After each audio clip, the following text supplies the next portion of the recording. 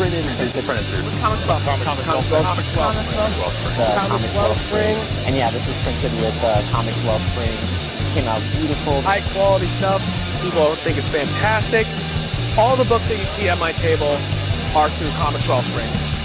Looking for something, Betty? For relief, Mrs. Rollins, try this.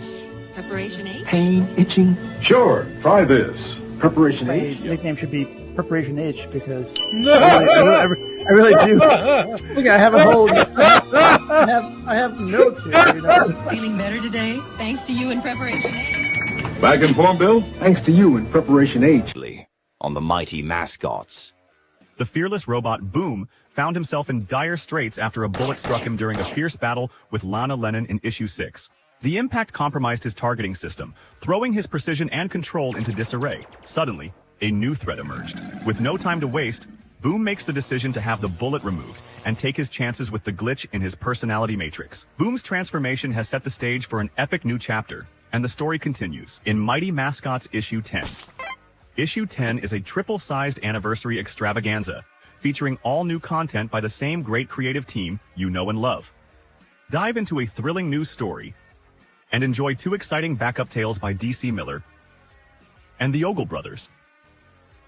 Choose from 2 stunning alternate covers that capture the essence of this landmark issue, with artwork by Gazbot and Angry Dad Comics. Plus, we've got incredible new perks, including exclusive 3D printed Breakfast Brawler figures. There are 8 figures available in 4 sets. Buy them all to receive a bonus glow in the Dark Mondo figure. And that's not all. Catch up on back issues, grab limited collectibles, and immerse yourself in the Mighty Mascots universe like never before. Support the Mighty Mascots issue 10 on Indiegogo and be a part of this groundbreaking journey.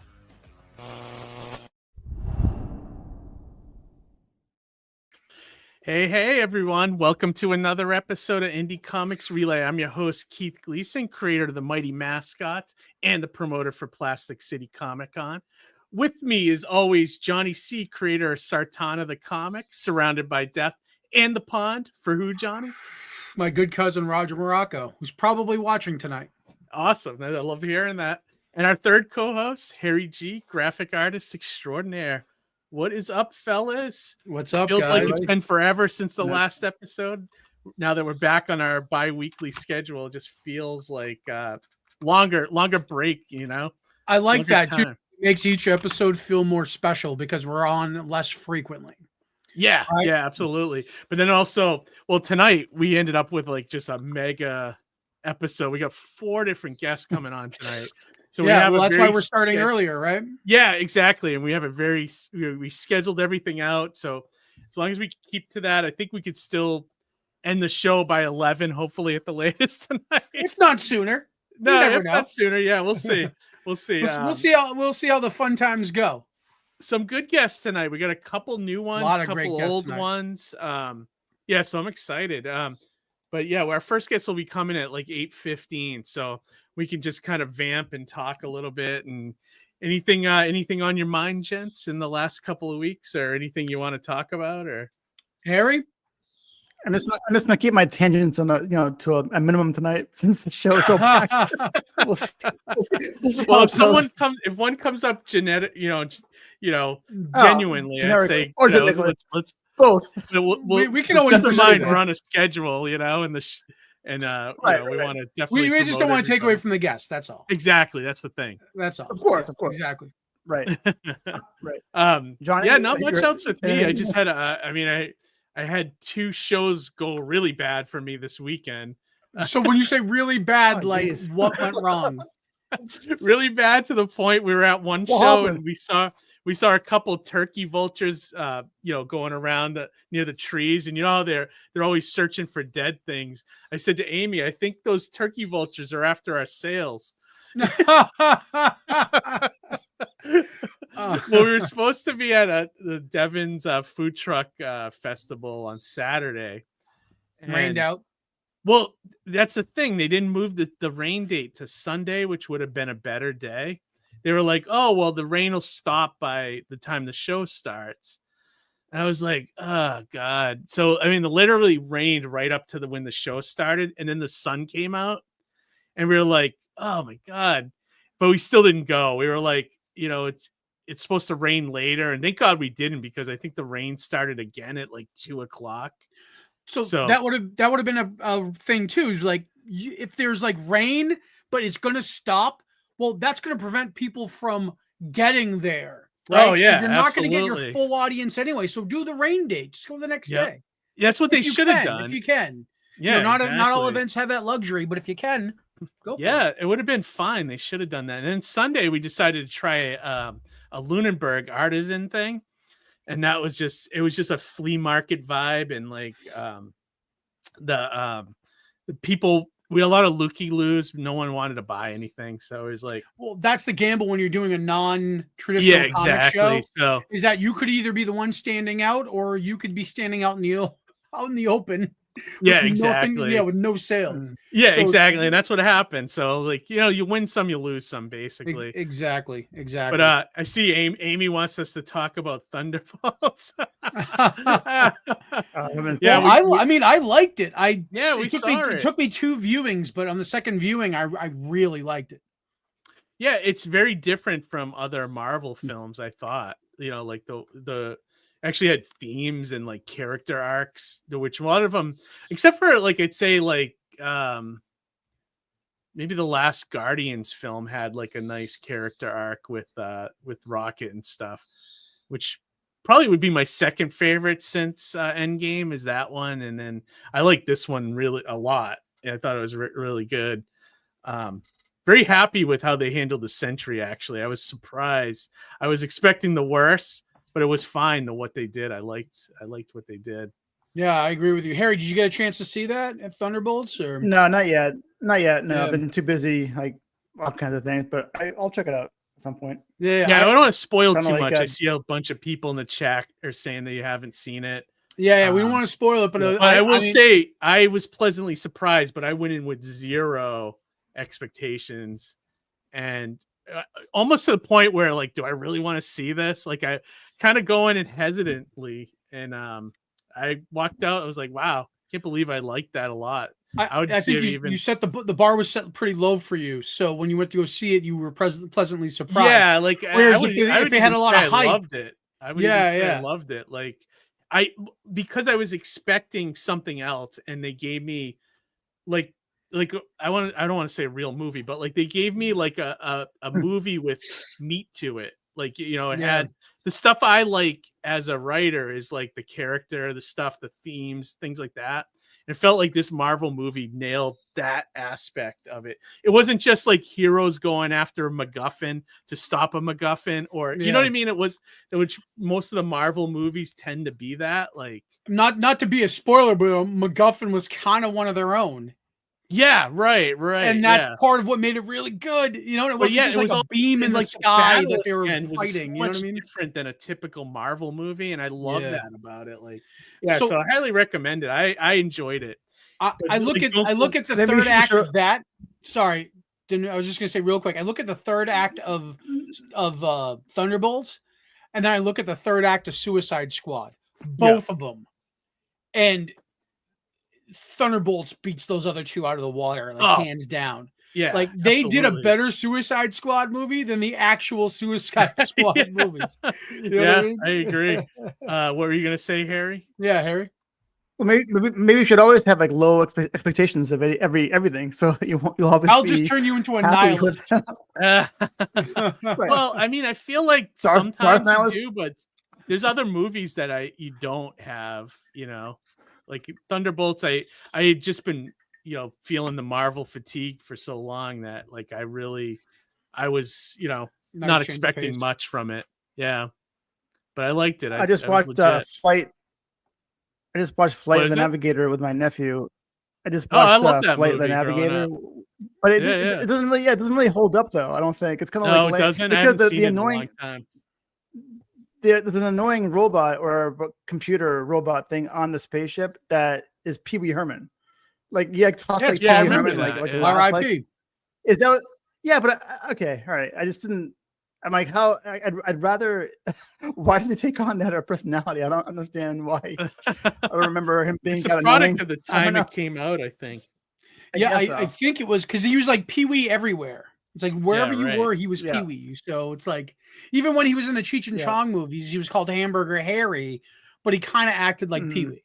Yeah, know what I right. mean? He had that Yeah. voice, like that voice that you can't like, you know what I mean? Like you can't just mistake. recognize everywhere, you know? Speaking of Cheech and Chong, yeah. we've got our good friends and Still Toking in the chat tonight. Yeah, I was gonna let me Oh, zip wow. through the chat real quick, and then we'll bring in tonight's guest or two guests tonight for the first slot, which I'm really looking forward to talking to. Haydes, our friend from ASAP. I and then love Hades. I think he Love brought the catching up with him. director of the movie that they're trying to make too, which they Awesome. they got the funding from, looks like it, on Kickstarter. So. What a dream come true to have your comic turned into a movie. We'll have to Yeah, dive deeper absolutely. into that. Absolutely. All right, so real quick, let's zip through things here. We got Ara with us as always. Greeting Ara. all you awesome people.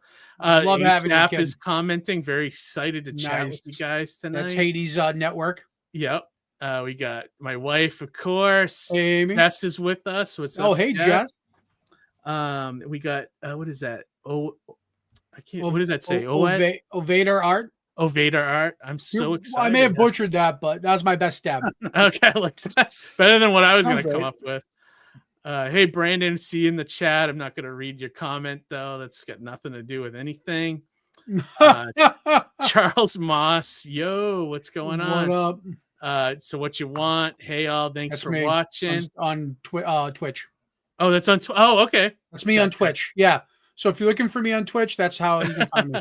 Like Yos, howdy. What's up? We got a lot of new faces in Like here tonight. Yos. It's an anthro. Yeah, right. Benjamin Bartlett. Here he is. What's good, my brother? Bartlett. What's going on? Jess was saying she still hasn't seen the Thunderbolts. Yep. No we were supposed. Her and I were spoilers. supposed to go in Saratoga. We missed it. Oh, really? I gotcha. Yeah. She said no spoilers, but I thought it was going to suck, and I ended up really liking it. She said, good to know. Still Token now saying, what's good, my brothers? That's both of those guys, right? Yeah, both those guys are in the chat tonight. All right. Hey, she said you got it, John. Look at that. Nailed it. Nailed it. Still Token said, damn, y'all should get us on the show. LL. I know. Hey, man, schedule. we'll get you on the schedule. We're 3 months. We're 3 months out. So Yeah, if so yeah. Want to come on? Hit me up, and we'll get you on the schedule. Hell yeah. DC Miller, what's up, man? What up, He's in the chat tonight. I'm here for Harry's Oh. tangents. He said. I'll try. I'll work on it. Work on it. Awesome. And then Brandon said, "Oh, sorry, guys. No, don't worry, Brandon. No, Brandon. We're trying to stay on topic with the You gotta show. stay on topic, dude. Yeah, exactly. It's all good. It's all good, dude. Like the McLaughlin Brandon, I'm glad you're watching us and not Monday Night Raw. So yeah, that means a lot. Oh, Dan Price. Hey, Keith, did you see my email? No, I haven't. I'll have to try to scoot over while we're talking to the We might have an update. Yeah, I'll have to check that out and see what's going on. Bigfoot watch. Hell yeah, for sure. Then we'll get you all on our show. Yeah, definitely. We'll do a cross pro. So when we do something like that, we should do the show the same night, and one show bleeds right into the other. That's fun. I fun. mean, we could carry our audience, and we can do the. That's how you do a good crossover. potential. Yeah, absolutely. And Brandon laugh emojis. Awesome. All right, yeah. So without further ado, let's get this show on the road. We got an epic night of guests tonight, Yeah, so let's get with our first one here. I'm going to bring the man in himself, and maybe he can do the introduction of the director here. But Mr. Haydes from ASAP Imagination. How's it going, Haydes? How's it going, guys? All right. Good to see you, man. How are you? Yeah, good to see you all. Yeah. It's been a while, man. It's been a little while, man. What's new? I saw you got this movie going on. Congratulations! Kickstarter, yeah. Thank you. Yeah, What's we going on funded with literally today. Yeah. It's been mental. Obviously, I'll bring Ben in a sec. I've got to introduce the guy because he's been doing the podcast runs all over, and that guy's been sitting up till 3-4 in the morning doing podcasts for us. So I've got to give him his flowers. But yeah, it's really exciting. It's now like funded, and we put out a message today saying it's officially funded. Nice. I guess we better make a movie. So yeah. So let me bring Ben in. He's great. Ben in, Yeah. And do you want to set up? You want to introduce him here, Hades? No, because again, our story of how we met's also really good. So I think having us both talk about it. Yeah, all right. We'll save that for the actual. Hey Ben, broadcast. welcome to the Ben, show, how's it man. going? How you doing, guys? You all right? Yeah, great, man. Hey, Great how to are you? have you here. thanks So for I'd having love me. to hear this. I'd love to hear this this story about this epic origin story. Oh, Yeah, so, well, it was a bit of an anti-build up from Hades there, wasn't it?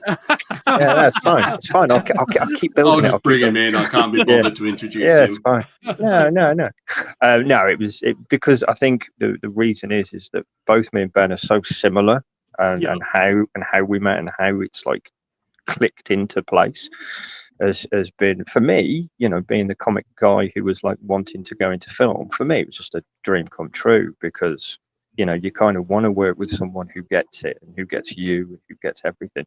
And the first few conversations, we were born in the same year. We grew up watching the same cartoons. We both got a love of the Young Ones TV show. Your all moms of are both these. named Martha. Yeah. yeah. So it was great, but kind of how we met was through kind of a mutual friend who's actually in the film. Or will be in the film when we make it, a guy called Kieran Christopher Donnelly. And I met him. I'd gone to a convention just as a guest, mentioning Flight of the Navigator earlier there, but it was a kind of more of a retro con done by Thames Con, and they do they've done Labyrinth before, but this was the Never Ending Fantasy Con. Yeah, and Ben was there filming the event, and I had just gone as a go and do my laps and go and nerd out kind of thing. Yeah. And then I was outside. I always say getting fresh air, but I was having a cigarette. And this guy comes out with this huge beard, and he's dressed in this bard costume. He's got a feather and everything. Okay. And you kind of go, "Yep, there's my people. There is a nerd." And I went over and spoke to him, and it was Kieran. And I mentioned, you guys know me well enough now to know I'm always plugging what I'm doing. So More rabbit than warship down. Yeah, exactly. Yeah. So we chatted, and then he said he was an actor, and then he said that he was going to introduce me to Ben. Ben was stupidly busy that day running around, so we kind of got each other's details by which point, and it just clicked into place from the first call. From my point of view, anyway. I'll let him say what he wants. That's pretty much the same. Yeah, I mean, my story pretty much echoes the same thing. Just it was a meeting of similar minds, and kind of Hades told me what he kind of wanted to do. Obviously, you got to look at the world that he kind of created, and was absolutely blown away by what he's achieved in such a short time. It's amazing. And he invited me to come play in this sort of sandbox of characters that he's created, and how could I refuse? It was really good. No, I feel like it's a good story for adapting to another medium. Go ahead, Harry. So is the con that you guys is the con that you guys met at still happening? Still going on right now as we speak? Because it's a never ending. No. Con So you met at? it was Zing! You think it was the cues you would say you would think it was still going on, yeah. That'd be kind of weird. So Ben, how long have you been working in film and like filming projects and things of that nature? And have you worked on any other films beforehand? Yeah, so it's probably been about 10 years in total now, on and off. And I've worked on sort of group of films. I mean, one of the reasons I was at the event as well was because Tammy Stronach, who played the childlike empress, she had a film out called Man and Witch, which came out at the start of the year. And I did some work with her on that. And, we'd spoken over Zoom many times, but I never actually met her in the flesh, being in America. So she was actually there because it was never ending story based, event. So it was the first time I got to meet her and actually talk with her and kind of, actually meet in person. So, so I worked on a little bit with her, and I've worked some other films like I'm Charlie Walker and doing posters, and I did some VFX in the film, that kind of stuff. I worked on some TV shows like paranormal sort of things, that kind of stuff. Some other things I can't talk about because NDAs. But yeah, so it's been exciting. It's been good, and obviously now getting to work on the conversation with Haydes and ASAP is it's got my full attention now. It's my full focus. I love that. That's awesome. Hey, Haydes, for our viewing audience, can you give them the elevator pitch on conversation to kind of bring them on board and understand what it's about?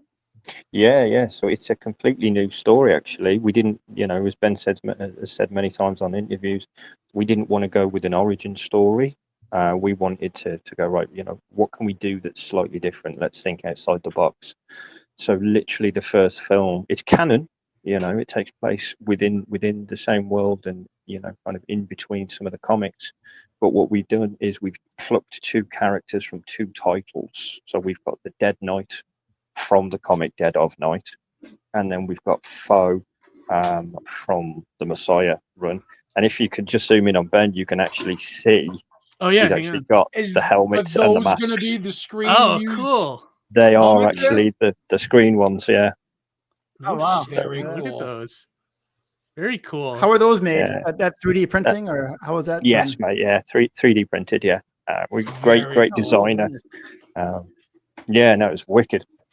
Yeah, so what we decided to do, we were like, what would happen if these two characters ran into each other? What would be the effect? Because you've got the Dead Knight, who's this kind of broken former hero, massively violent, always on edge.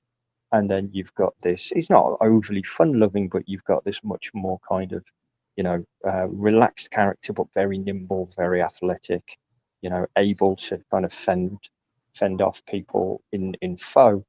What would happen if those two guys suddenly met? Oh, cool. And from that comes whatever the conversation is. I gotcha. I always say it's the unstoppable force meets an immovable object kind of stuff. Yeah, that's perfect. Yeah. I love that. It's like the Hulk verse thing, or Well, I referenced Batman versus Superman earlier. Yeah, right. Clash of characters. Yeah, that's awesome. But think about how epic those always were in the comics. You always look forward to the next time Hulk and Thor met. The next time Thing and Hulk met. Like you always. Thing and Wolverine, the rivalries that they created, so it's a cool idea. It was the best times in comics when you got to see that, and everyone wanted that fan cast. But for us, it was just like it was a great jumping off point, because we were like, we have the comics, we have the origin stories, we'll continue to tell those, but if we can expand on what we've already got rather than just retell it, it's ideal, Yeah, I love that. Like, I remember, there was a company years ago. Was it Malibu? Yeah, I think it was Malibu back in the 90s. And I love this idea. I loved it, and you guys are kind of doing it, which I think is great. What they did was they made a comic book. I forget what the character was. It was like a Punisher type of character. They made a comic book, and where the comic ends, they made a short film, which was where it picks up right where the comic ends, and they kind of packaged it like when you bought it, you bought both the comic book and the VHS tape that the movie was on, and it was packaged all together. And cool. I forget what it was like. It was expensive too. It was like, I remember it was like $20, $25 for the time. I knew Ben was going to reach for that. We're doing a VHS release. Are you really? That's great. I was going to ask about that. Is there a big demand for VHS nowadays, or still, or?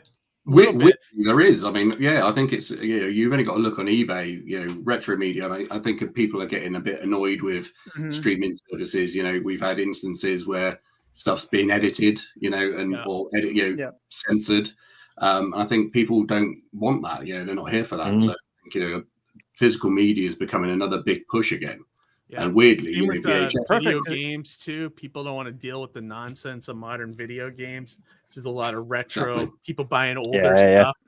You know, It's funny. We saw in at least here in the U.S., the stores started pulling away from physical media. Like Best Buy doesn't carry Blu-rays or DVDs anymore. I think the only physical media they have are video games.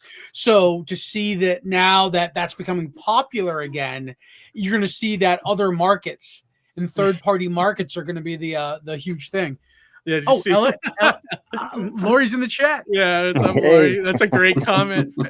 Future 8-track soundtrack. Love it. I love it. Hells yeah. Or even I'm vinyl. I'm so happy that I held it Yeah, down. we said about a joke of having vinyl. Yeah, get a vinyl soundtrack on as well. Yeah, it'd be great. It's coming Yeah, soon yeah. on Put on the Laserdisc, front of that- actually. Yeah. On that VHS, you got to put on the front of it like one of those round stickers that video stores used to put on there. You know, like Be Kind Rewind. Venture or something. Or Yeah, we've got new Genre release thing. action on there. Look. Oh, you got it. Oh, perfect. Yeah. Yes. Yeah, that's awesome. Yes, that's what I was that's talking awesome. about. That's awesome. That is awesome. And also, you designed that poster or cover, right? Of that. Yeah, that's or, right. Yeah, VHS? yeah. So that's part of mine as well. That's Yeah, nice. that's the one. That's yeah. great. That's Yeah, pretty like Yeah, so that. Haydes kind of came up with a concept and sort of said it was funny. We were like, oh, what we're going to do for this poster, and we both kind of went away and were thinking of ideas. And Haydes came up to me, showed me an image and said, look, this is what I was thinking, and showed me in comic form, and it was exactly what I was going to. I was like, that's exactly what I was thinking of doing the same thing. So yeah, it was kind of weird. Yeah, weird coincidence. Nice. That's awesome. That's cool. Like how long is the film going to end up being? Like when you guys are done? We're looking at around about 30 minutes, we reckon, because we've had a couple of additions. So we're also one of the reasons why we work so well together is because we bounce ideas around quite well, and then all of a sudden we were then adding bits, but we also know when to stop adding bits. You know what I mean? It's like you can go too crazy, but we certainly had moments where we were like, do you know what would fit well here? You know, we've just added 5 minutes to the film, or you know, on this scene I was thinking of extending this bit. Oh yeah, you know, so we think about 30 minutes all in all, you know, from start to finish. But one of the things that we're mainly looking forward to, because even though the campaign's finished, what we've done is we've put it on so we can get late pledges, because one of the things that while we're planning, you know, the next step and so on and so forth, people actually have an opportunity to be in the film, which is why we've kept the late pledges open. Oh, perfect. So I don't know. I assume you have it to hand, Ben. Of course. Why wouldn't I? Yeah. So of course. You can be in the film. So this is Bill from Bill and Ted, but right. Yeah. That's great. Yeah, so in the world that was created within the comics, there's an event that happens, and during said event, all these hundreds and hundreds and hundreds of people go missing from central London. So as time's gone on, people are missing posters are everywhere. Think very much like Lost Boys and that kind of ilk. And what we decided to do was like, well, we have our own organization called OPSEC. So why don't we put out, contact OPSEC and, put these missing posters so you can actually be in the film. And the beauty is because the film's also on IMDb.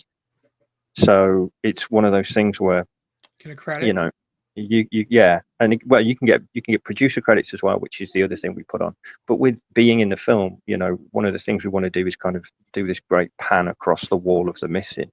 And, you could surprise someone and put them in there. You could put your neighbor, right. as Ben said before, you can put your neighbor, your dog, whatever, but you can actually be in the film. Yeah. So when is the we kept it open for that.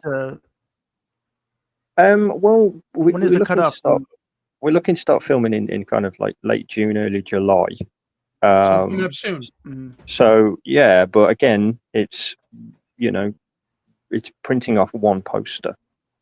So that's right, so it's and what is this? Well, sorry, this movie for everyone, like for kids or just adults, or is it what's the rating? No, it's more adults. So I would I mean, you know, Ben's going to be more of the expert on that one than I. I would say over here I would put it about a 12 to a 15, but Yeah, you know, probably, yeah. Yeah. I wanted to, well, first, congratulations on hitting on the campaign. That's awesome. Thank you. Yeah, I'm absolutely. so Cheers, glad you man. guys were able to do that. But when you were talking about collaborating, and Ben, you coming from film, sometimes I know the creative mind can outweigh the budget or the production schedule. So are you trying to stay like production conscious while you guys are kind of bouncing ideas around? Yeah, as we've already established, Haydes does have ideas of grandeur, and he likes to push the boat out. Not Hades. So No. You have to reel I them think back it's just- in, is what I'm hearing. Yeah. Yeah, basically, yeah. Well, Laurie as well, you know, myself kind of like, yeah, okay, let's keep it in scope. Let's keep this, you know, doing. But then weirdly, I mean, because Hades doesn't come from a film background, Right. you know, where we've sort of talked over things and obviously, yeah, budget requirements. But again, I do VFX and stuff as well, you see. So, you know, we're sort of like, oh, how would we tackle this scene? You know, could we do this? Or like, again, with the posters, for example, you know, they don't have to physically be there. We can have some as reference, but, you know, I can digitally add them too. So, you know, where we've talked about, oh, yeah, maybe we could do this. Hades is like, well, how are we going to get that on the day? And I'm like, I can add it in post. You know, I can digitally do this, or I can, you know, we can do this, and I can kind of add things. So I think it's been an eye opener for him to sort of go, oh, okay, we can do that. So I think sometimes even Hades has had to sort of reel me in a bit and say, well, okay, let's not get too crazy. Just kind of bring it down a bit once we get excited. But yeah, no, it's definitely something we have to think about. And again, it's, you know, we're talking about the runtime, you know. It's always made in the edit, the films. You know, we shoot what we need. And then sometimes pacing, you know, you have to cut things down or shorten things. So, yeah, usually in the edit is where you find, you know, the guts of the film and you put it all together. So, I was just going to say, it sounds like you guys have found a very synergistic collaboration here, because you kind of fill in the gaps for, you know, production versus creative and vice versa. And you guys are really helping each other out and elevating each other, which is awesome. Yeah, no, definitely. And I think, good way, doesn't it? yeah, and also, you know, Ben wants to, you know, kind of tell his story in comics as well. So I kind of get to return the favor. Nice. You know, so it'll be great. But also, like you say, it's, you know, I've been thinking of these characters in a very 2D, you know, setting. One of the main things that we've talked about a few times is, you know, Ben will go, well, how did you want this to sound? And I'll go, you know, because I just think of the writing of the sound effects. Yeah, you know. He usually writes the sound effect. Yeah. The big thwap right here for me. Exactly. Yeah. Schnicked. Yeah, that doesn't always work in live action. Like a flap doesn't always work in live action unless it's the 60s Batman. Exactly. Yeah. So yeah, it's definitely been great. Film? Sorry, say that again, Tony. Say that again, Harry. Is this a Bat Mosquito film? Is this what kind of? So that's me. Yeah, that's my filming company. So it's me working with ASAP Imagination Productions, which is Hades now film side of the business. I like the name. Obviously, we're planning to kind of do a few more of these as well. Is the plan? Yeah. We're looking at this as like a proof of concept.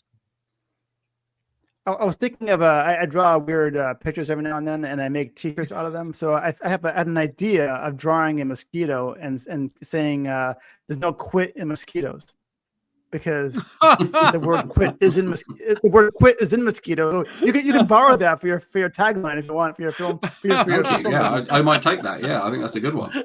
There's no quit in mosquito films. And do you have any we don't quit. Yeah, right. Ben, did you ever read comics when you were younger? Were you a comic fan growing up, or? Yeah, I mean, I don't know if you can see behind me here. Yeah, there's a few statues and eyes. Oh, look at that. Yeah. Oh, that's Stan great. Lee with the shield. That is awesome. Yeah. I thought that was just like Steve in street clothes. Yeah, that's awesome. really cool. No, that's Stan Lee he's holding Mjolnir, he's got the shield, and he's wearing Marty McFly's Back to the Future trainers. So nice. Oh, cool. Yeah, he's been around. But growing up, comics were definitely, you know, I'm kind of an artist as well. I like to draw, you know, don't get as much time to do it these days, but hopefully I'm looking to kind of look into that with, you know, working with Hades. But, awesome. You know, I definitely grew up, you know, reading, you know, Master of the Universe and, you know, obviously Marvel stuff, DC stuff, Dark Horse. I liked a lot of the Marvel inspired movie sort of adaptations as well. So we had the Star Wars stuff, the Indiana Jones sort of annuals. I've got a few of those that Marvel did, all that kind of stuff. So yeah, it was a big sort of medium for me growing up, comics and things. Very cool. Very cool. Johnny, Harry, did you guys have a question or Harry?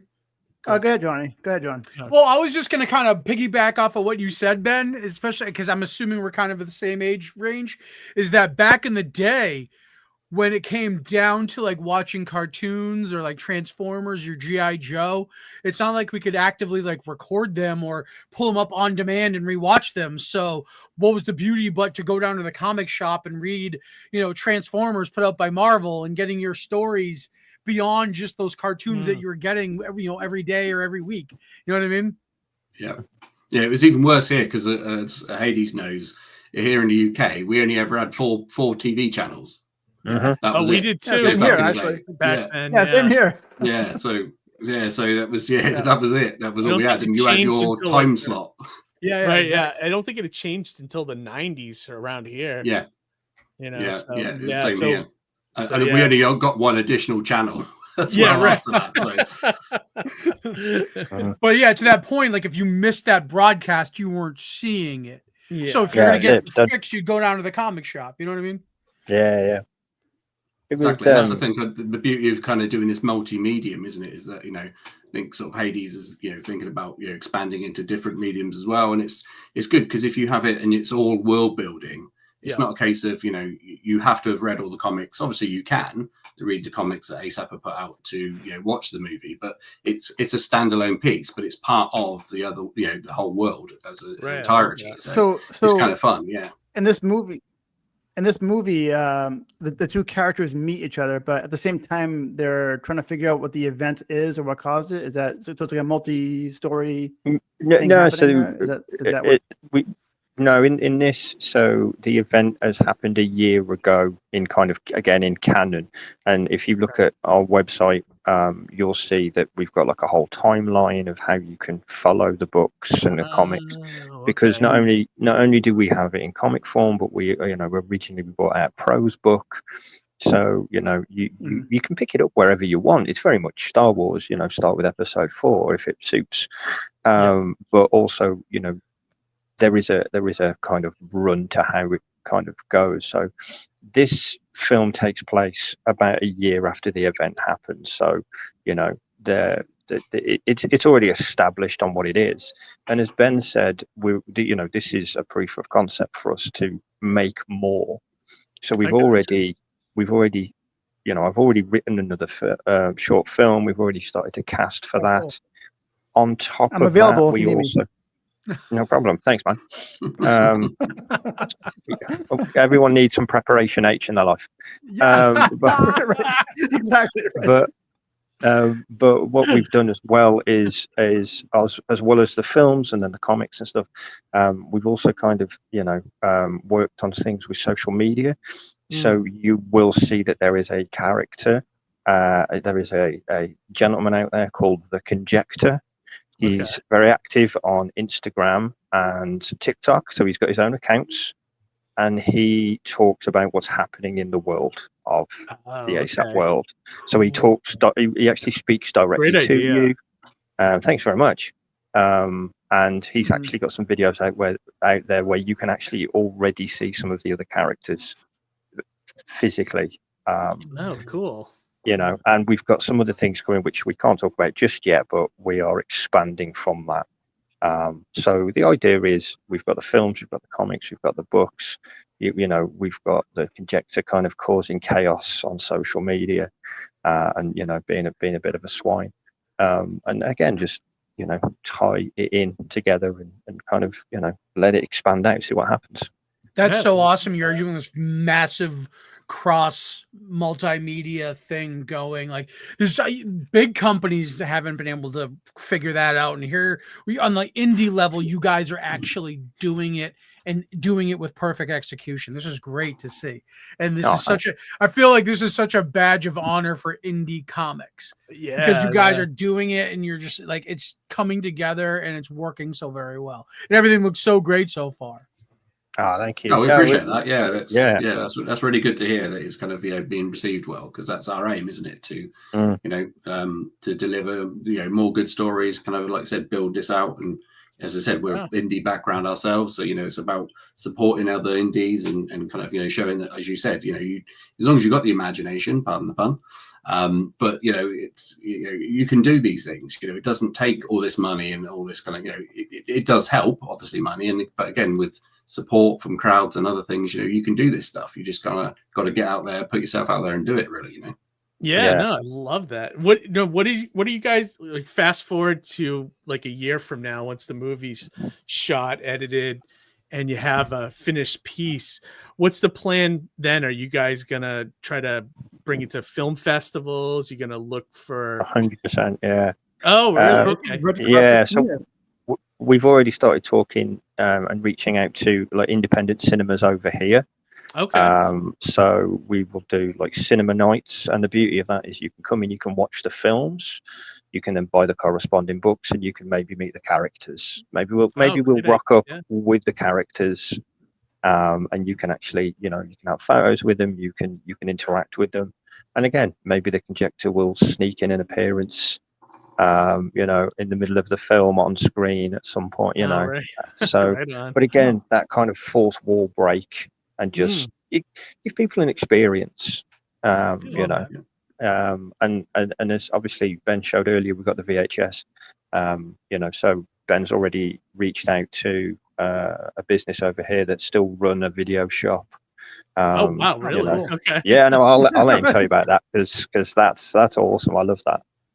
Yeah, well, it's kind of like it's a museum piece, I think. So you can go in there, but it's it's all retro. You've got arcade machines, and there's still VHS, nice. and they've got all the posters and the standees and all that. So yeah, it's a real kind of snippet at a time. It's great, but for us, for Haydes and myself, as you guys were saying, certain gentlemen of a certain time, this is like a cool little nostalgia bait thing for me, because I spoke to the guys and said, look, we're putting this film on VHS. Once we do, can we put it on your shelf so that people can take it out and look at it or whatever, and watch it? And they were like, yeah, of course, that'd be great, because they're all for that kind of pushing that VHS media as well. So that 10-year-old in me, being able to walk into a video shop and see a film I've made on a video shelf is just like bucket list tick for me. Yeah, that's great. Oh, yeah, that's so cool. Now, are you guys gonna do other versions like Blu-ray, DVD? DVD, yes. Again, Ben has the case to hand, I'm sure. We launched it. We launched it at a convention. There you go. There it is on DVD. Okay. Yep. That looks good. Looks awesome. Yeah. So we launched the Kickstarter while at a convention. And we got a table set up. One of the things that made me laugh about that is we've got the table set up, and then we set a mannequin up dressed as Foe, and we put it to the side of the table. And numerous times, because I'd got 2 tables of the comics just on the other side of a partition, numerous times both Ben and I forgot that we'd put a 6-foot mannequin wearing a mask, and the amount of times that we'd come around the corner and go, Jesus Christ. And then because of where he was placed, I believe it was like one woman and one guy were trying to get past, and kind of was like, no, that's not real. Yeah, we should have had a camera on it, I think. Yeah, right. The amount of people that were they were like looking, and they were like, nope, no, I'm done. Those videos you see where like someone's dressed as a plant, they reach out and grab somebody. Yeah. And you get the reaction. Right. Yeah, you can do stuff like that, It was great, but we got the DVD and the video and all the missing posters and the main poster on the table. And my favorite was, I'd got a gentleman who bought some of the comics, and I said, let me take you around and show you the stuff with the film. And I kind of introduced him to Ben, and just as I was about to leave them to it, he spotted the VHS, and then he picked it up and he went, this makes my heart so happy. And you were going, yeah, me too, man. Yeah, that's good. But it was great to do that. I love the trailer of the movie when I think it was Ben, when you were in the poster talking. It was very Harry. It was very you can tell I'm not very Harry. Well, it's very Harry Potter-ish, actually. Like when the pictures come to life and they talk to you. That's pretty cool. That's awesome. Yeah, do we have access to the trailer? Can we run that? Yeah, how long is it? Is it a long? The trailers? No, it's literally it's Ben talking for about 30-40 seconds. I think it's on the Kickstarter page. because it's kind of advertising. Let me bring it up. Hang on. It's advertising kind of what you could kind of see if you had one of the missing posters. It's kind of how it would work. The concept. So is it just this video right here, or is it? Okay. All right. Yeah. Let me run. Let's roll that.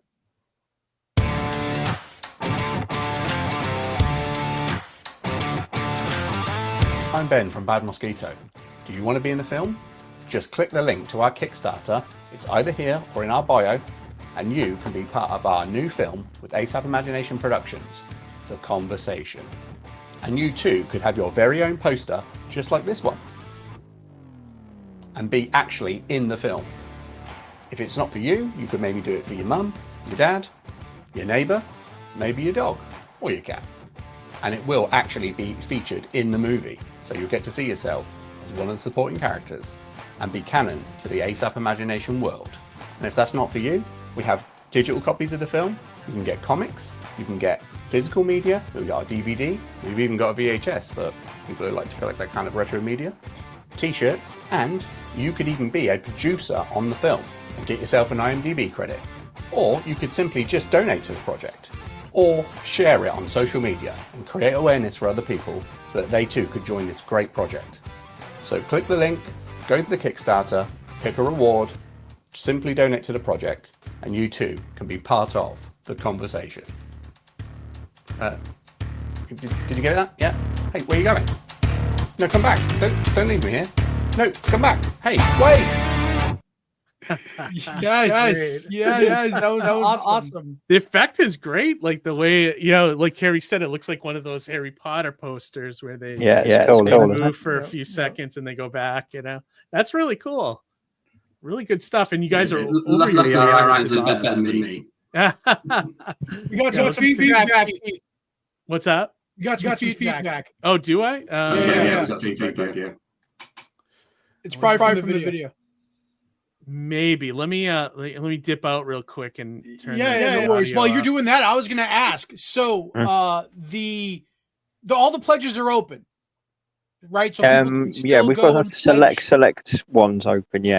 We've got some of them went, but we kept it open because again, there's still time that we can fit things in. There's the main image there, and then that's for the phone wallpaper, and then that was our first poster.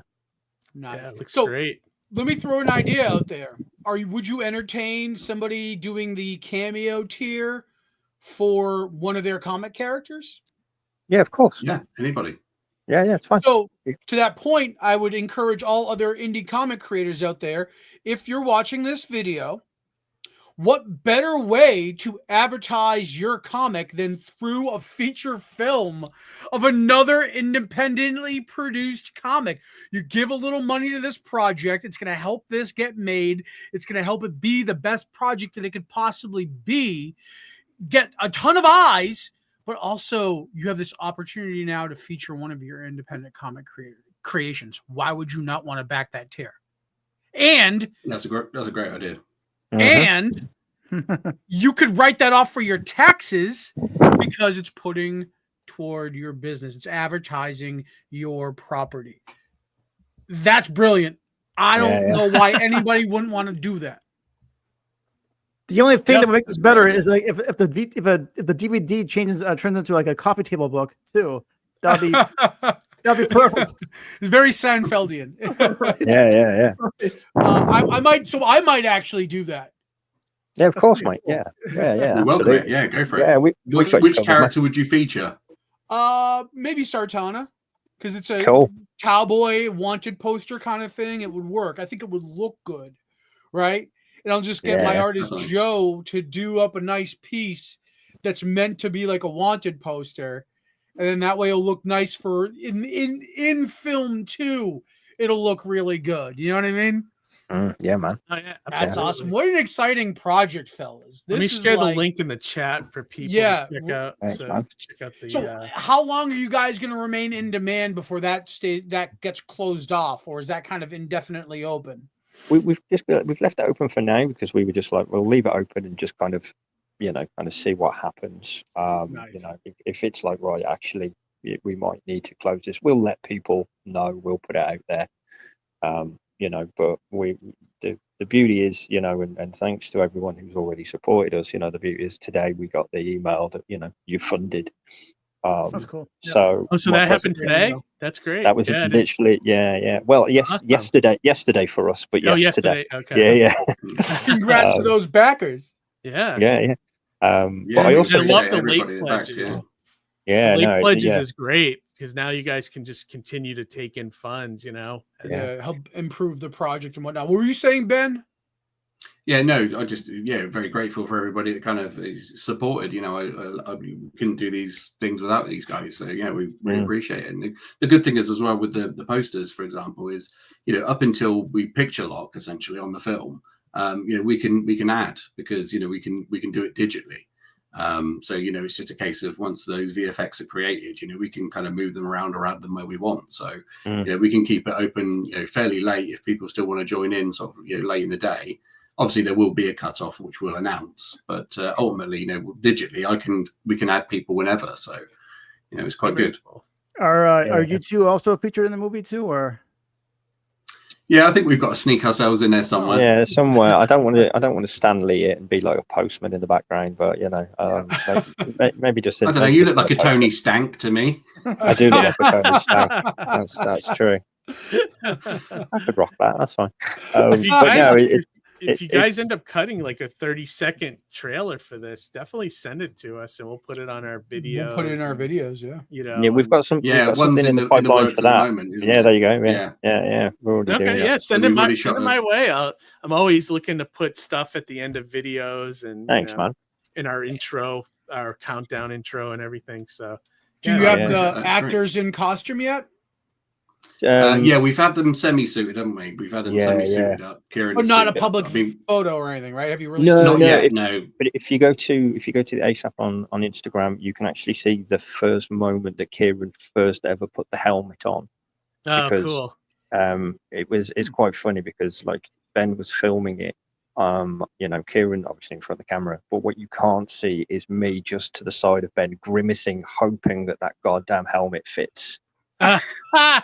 Because he sent us the sizes, like a little butter, and well, he sent us like the like circumference and all that, and then I sent it to the guy who did the 3D printing, and he was like, I think he means in millimeters, not centimeters, or vice versa. And he went, I'm going to make for what I think it is, and I was like, okay, you're the guy who knows this stuff, that's fine. But up until that moment, Kieran had not been in the same room as the helmet. Wow. And then literally it just kind of went straight on, and you go, for that. Yeah. What a relief. Yeah. How did you guys do the casting, by the way? Did you guys do was there a big turnout, or do you guys know who you wanted for the roles, or? We knew who we wanted for Dead Knight. I'd already spoken because Kieran and Ben, as we said, already knew each other, and then I'd met Kieran first, so we already knew with the Dead Knight kind of where we were going, and then Kieran pointed us in a direction of Sunny and was like, he sent me a video, and he was like, you check this guy out, and it was a video of Sunny doing parkour. He's doing this free running across London, and Foe is a very nimble kind of character, so I was like, okay, I need to have a conversation. And again, excuse the pun, but I need to have a conversation with Ben about this. And showed him the video. We had a chat about it, and we were like, okay, this could be our guy. And we've seen him more videos since, and he's just gotten better and better. So visually, for that character. And then luckily for some of the other characters on other things that we've cast, it's kind of more of who and whatnot, because Kieran's an actor himself in other things, so he's a Shakespearean actor, so he works with a lot of other actors, and we've basically gone around stealing a bunch of that for this one, gone, that looks like this character, let's have a conversation with them, and so on. So we've actually fallen really quite lucky in that respect. everything up till this point, character-wise, we've already managed to find casting quite quickly.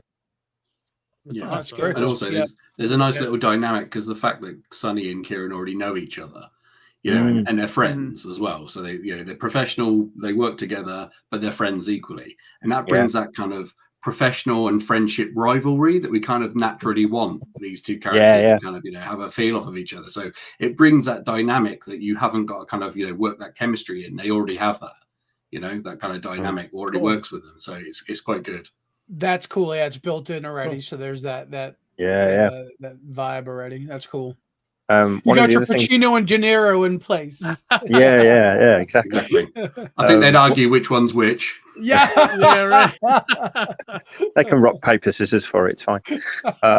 One of the other things I was going to mention as well, it's connected, but it's also part of our further expansion. So I don't know if you knew this before, but in Canada, ASAP's actually on the curriculum. Really? Yeah. So we've had our comics studied on a course at the University of Calgary, which actually happened. Cool. Yeah, which actually happened. So it was not Christmas gone, but the Christmas before. And Laurie was doing a convention for us. It wasn't even a convention. I think it was like a Christmas market. And we were just like, oh, wow. Give it a go. And a gentleman bought our gift box, which is like all our issue ones. And so cool. We were like, oh, nice. And then in the January, he emailed and he sent this email. And when I first saw the email, it sounded very much like you should try this little blue pill. This should be in my spam filter email. Because he was like, I'm a professor and I like your work. And you kind of go, of course. Just give me your bank details. Yeah. I'm trying to flee my country and I need a bank. Exactly. I need gas. Exactly. But turned out obviously to be 100% true. We had a video call with him and he was the gentleman who bought the gift box, and he was like, I've kind of fallen in love with what you do. I'm a professor of archaeological and anthropological studies, and I want to talk about. I know, yeah. Try saying that with an overbite; it's a killer. But it was this thing where he was like, I want to talk to students about the storytelling of comics. It's the oldest form, cave walls and paintings and stuff. I'm interested in, talking to the university and seeing if they'll greenlight a course and we'll base it around what you're doing. And I was like, okay. Me and Laurie discussed it. We were like, okay, do it. He came back, and to my delight, the university actually greenlit the course. And they were like, yeah. So a class of students signed up for the course, and Laurie and I were lucky enough to actually speak directly with the students. So we had 2 video calls with them, and we interacted with them. We should call you Professor. I know. Professor Haydes. I know. I'm Professor trying to Haydes sounds like a villain in a comic book. And Johnny, I am okay with that. You got Preparation H and Professor H here. Look, there you go.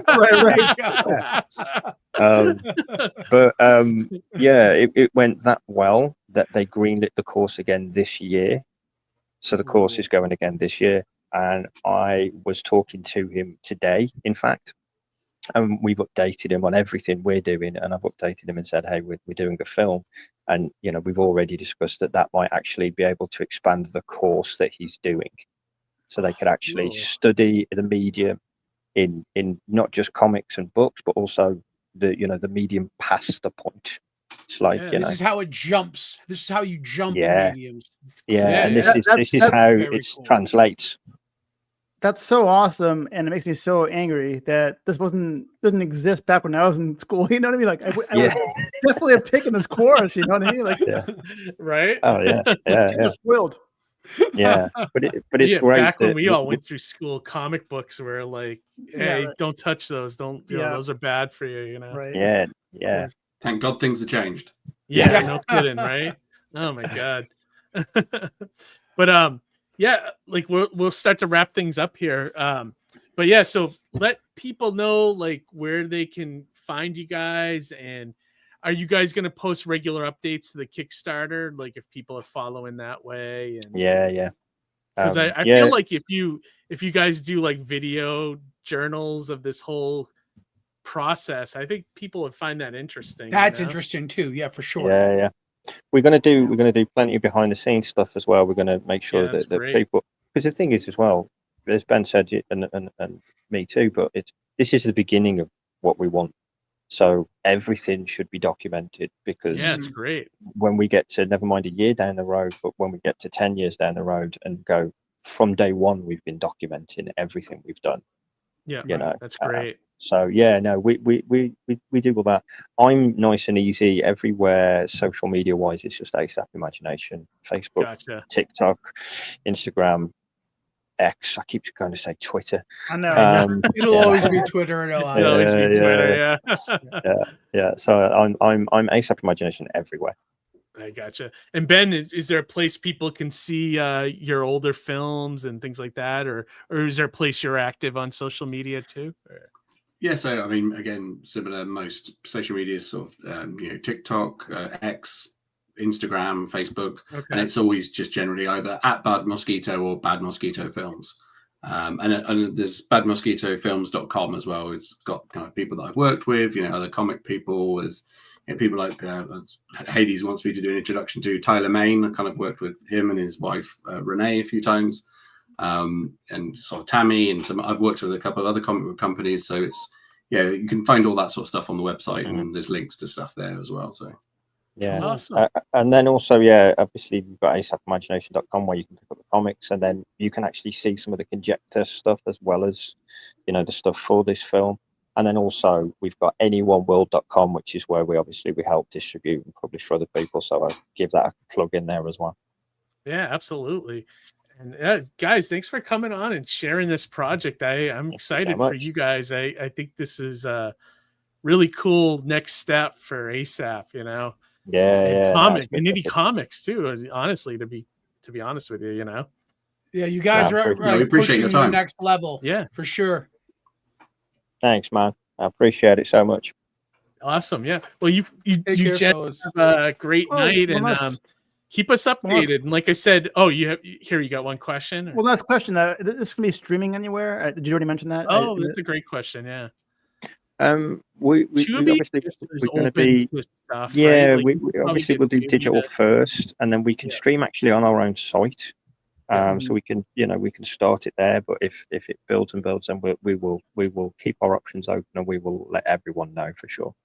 Yeah, look into Tubi. I mean, they have some wacky stuff on there. Like, I bet you know what I mean. I bet it might be. I don't know how they pay out though. That's the only problem, and how much. Like, if you give them the rights, do they own it? Look into all that crap. But Tubi might be a good way. People, I've been hearing that that's a bigger streaming service than most other ones now, because everyone has it, everyone watches it. Yeah. So I'll have a look. No, I appreciate it, man. Yeah, absolutely. Well, all right, gents, so you keep us updated in the projects, and when you guys get a 30-second trailer or something, send it my way, and I'll send it over. I'll put it in the rotation. All right, cool. Well, have a great night, guys. And everyone. Everybody, Have a check good out night, the fellas. Kickstarter and be part of this awesome movement. So, all right, gents. Cheers, guys. Good night. See you All guys. right, have a good one, Take guys. care. Appreciate it. All right. So Awesome, man. Literally, Johnny. that's what for a lot of people who are getting into indie comics, and before they even start writing their comic, they're thinking of the movie that's going to be adapted from, right? These guys are doing that in real time now. That's so cool. They're living out people's indie comic dreams. Right? And like you as a former filmmaker yourself, you must be like, even me, I'm like thinking like, wow, this would be a cool next step, Well, what's funny is because when we were working in film and doing film stuff, it wasn't as easy as it is now, right? Yeah. Before, we'd have to rent a camera. We'd have to worry about like lighting rigs. Like now, LED lights are very cheap and affordable. And your cell phone. Your cell phone right? can shoot better than any almost as good as any camera you can rent. Right. So, there's so much that you can do now independently. Since we were trying to do film stuff, Keith, it's a whole new ball game. You know what I mean? Oh yeah, it's so true, Johnny. And like it's just going to get easier, like right. But because even when I think back to 2017, when I was the assistant director on Vibration, I'm like, that was a struggle. You know what I mean? And like, I was only the assistant director on that. Like, I wasn't carrying the heavy burden. Like, I can only imagine trying to do that now. So much respect to anybody who's taking on that kind of endeavor nowadays. And also to other indie creators out there watching, take advantage of that tier, because that's just free advertising. Well, not free, but you're helping a project, but you're also doing good for yourself and for your project. So yeah, that was a great suggestion. And also to your point, I agree with you about the filming stuff back then. Like, when we were doing the Hero Envy stuff, and you couldn't, like, you had to work with like a zero budget. Yeah. Camera like that. And like literally everything had to be in one location. If you tried to do something outside of that, like, it was a little tough. I'm thinking very locally. I want to be the star of the Artie Chidamulo story, the biopic that comes out after this whole crisis is over. Yeah, right. I don't even know the full story there, but I'm intrigued already. Yeah, it's a little nutty. Family squabbles. Yeah, I know the guy. I met the guy several times. It's like what do they call it? Hostile takeover type of stuff. Oh, Johnny. I just lived that. So he said, yeah. It's more like the one guy fighting for everything that's right. His cousin, basically.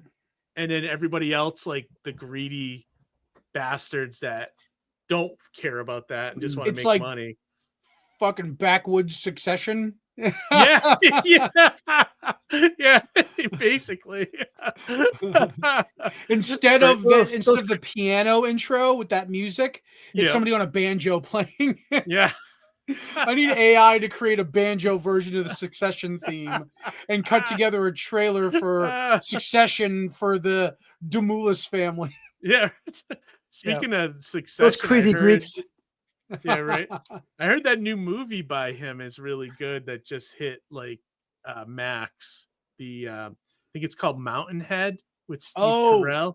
Yeah, I heard that's really good. I heard it starts off a little rough, but by the time it's sci-fi elements, like subtle sci-fi stuff to it. Yeah, right? but I think it's the guy that created Succession, right? Like I think so. Yeah. Yeah. So I heard it's good. I want to watch that soon.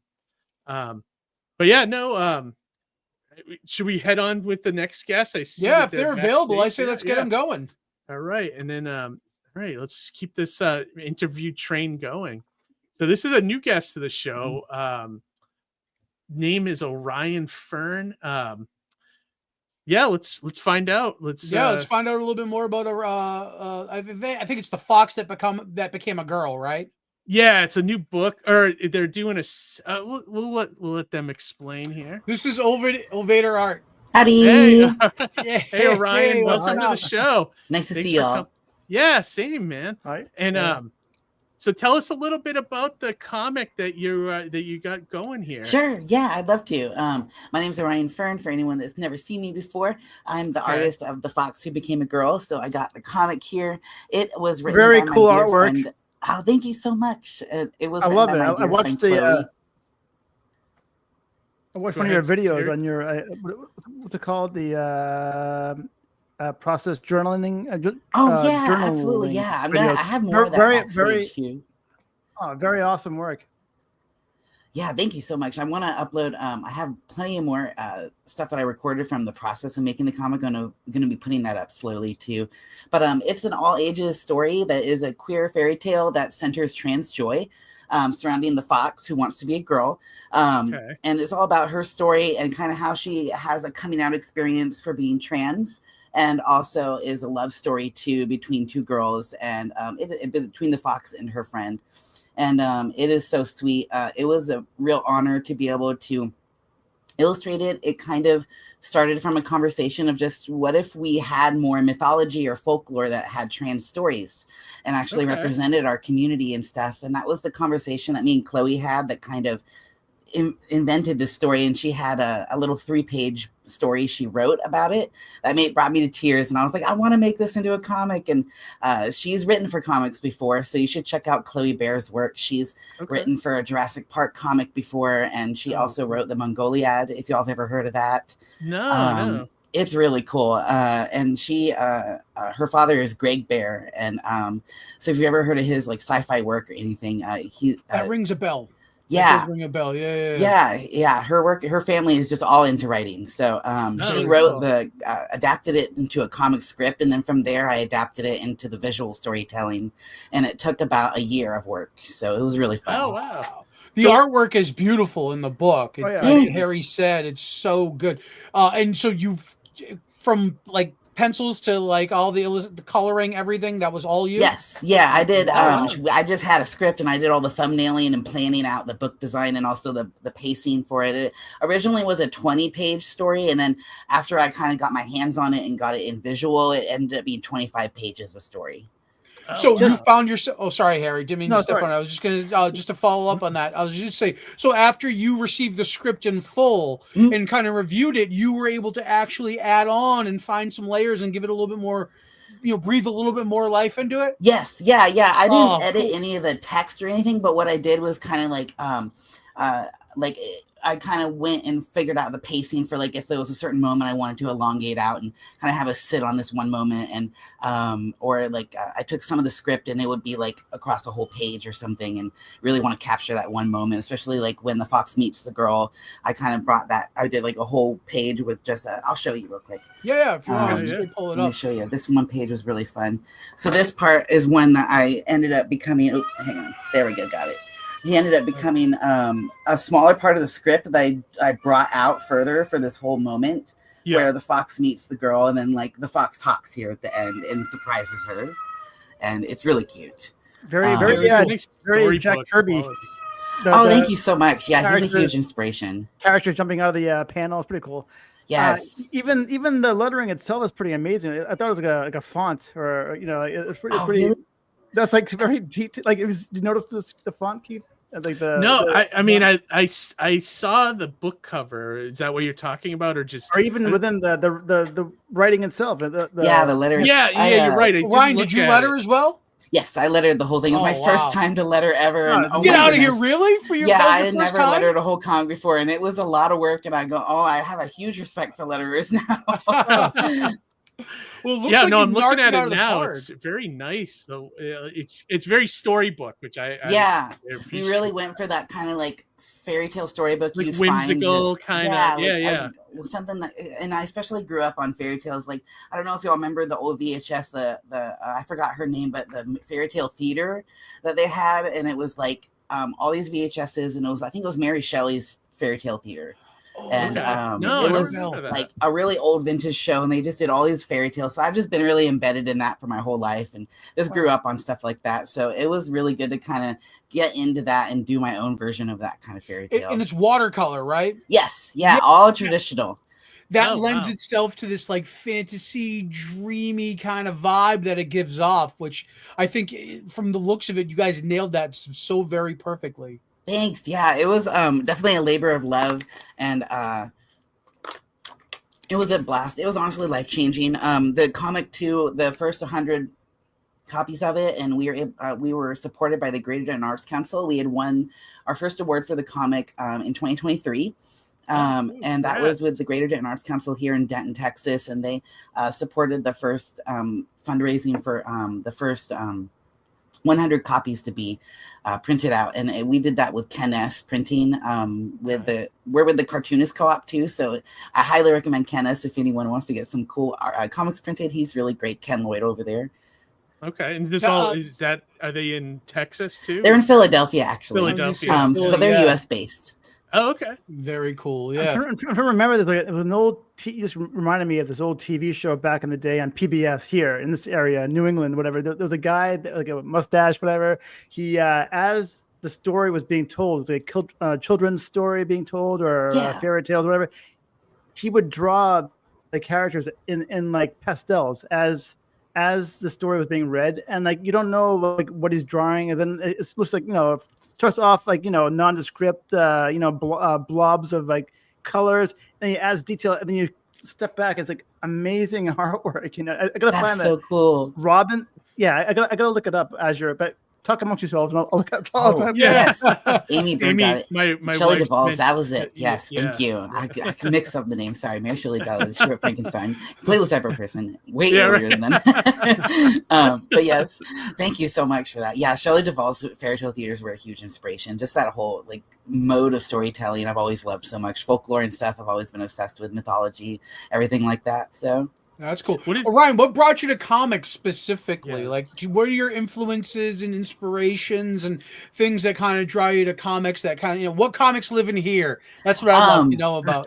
Yeah, especially when I was first, I started with like illustrated books that really got me in. Like Cat Wings was my first book I was obsessed with as a child. So kind of stuff like that. And then I started with Ursula K. Le Guin, and then got into more comics when I was a teen. I remember reading a lot of Green Lantern, Brightest Day, Darkest Night. I loved Dexter's story and like the later parts, and just everything with the whole Green Lantern series where they had explored all the different colors. I always thought that was really fun. Great. Yeah. It was a smart take on that. Like no one ever thought beyond the green and yellow, and it was just it was so. I just remember when that was all coming out, and we'd get introduced to the different lanterns and all the characters, and that was a great time be reading, and it was really fun. And then I got like more. I went to animation school at the Art Institute of Dallas, and I was going the animation route first, and then I used to do my own comics when I was a kid, and I'd make a comic called Cascade Cat about like a little cat that wasn't afraid of water, and he had water powers.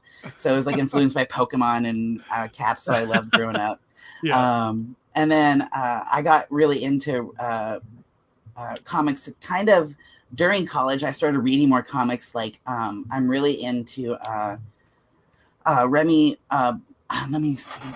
Remy Boydell, if y'all have ever heard of his work for The Pervert, as well as 920 London. I got really into reading those comics, and they kind of opened up the door to like more queer comics and stuff that I wanted to kind of like get influence from. And just kind of like seeing a lot of the comics that came out of some of the shows that were around, like the My Little Pony comics were really fun to read. And then I loved the Steven Universe comics when they were coming out too.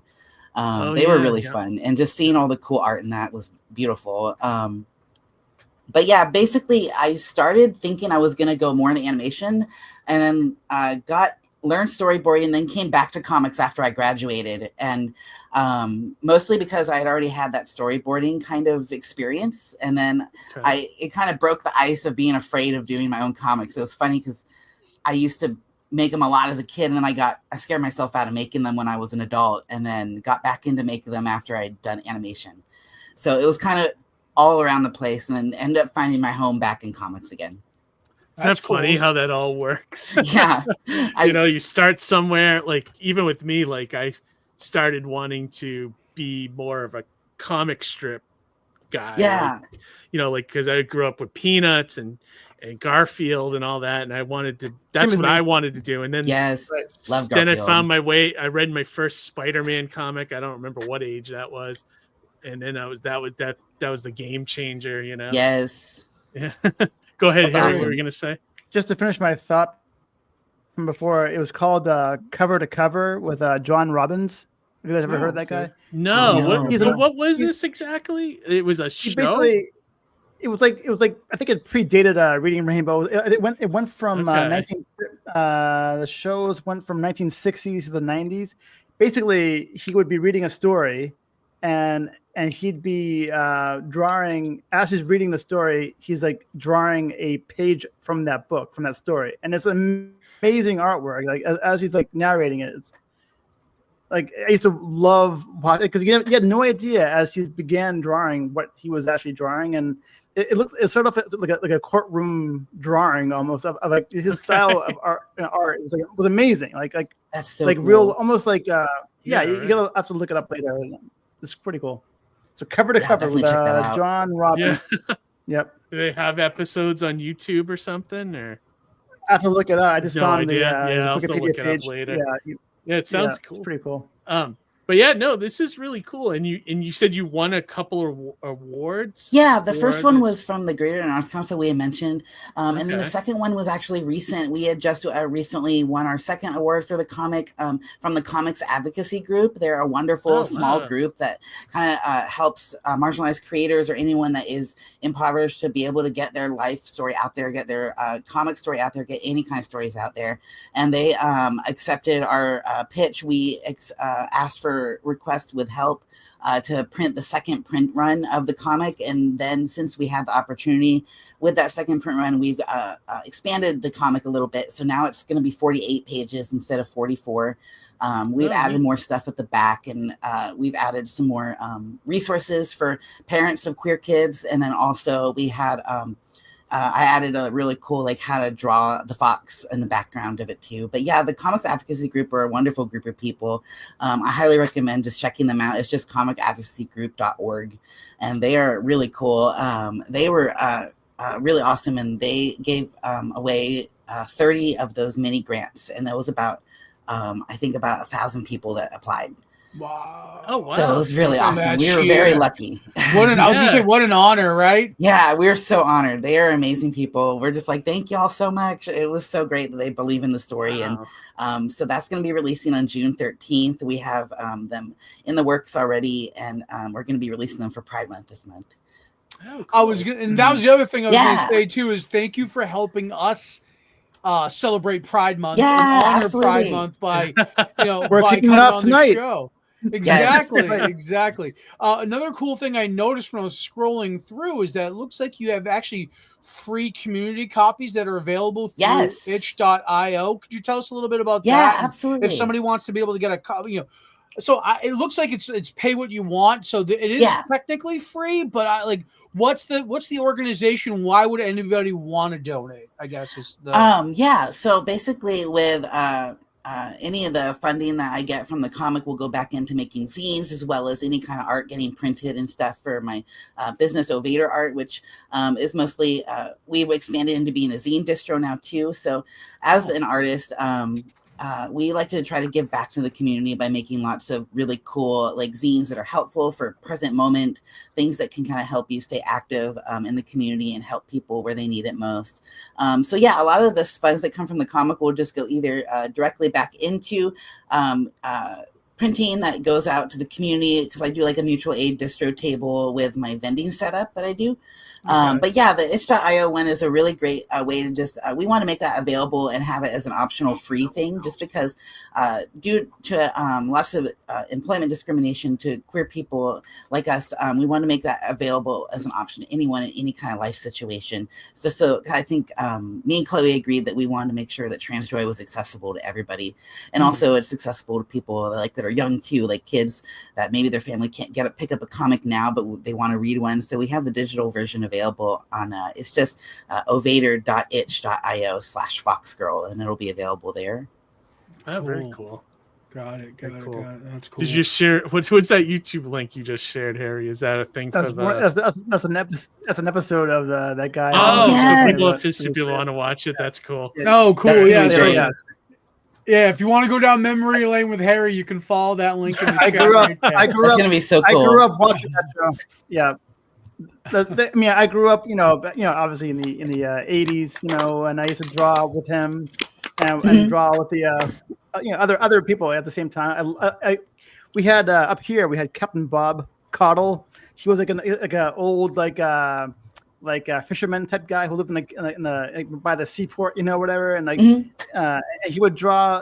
It's called drawing from nature. He would draw like horses and cats and mostly animals and in crayon, and it was like amazing artwork.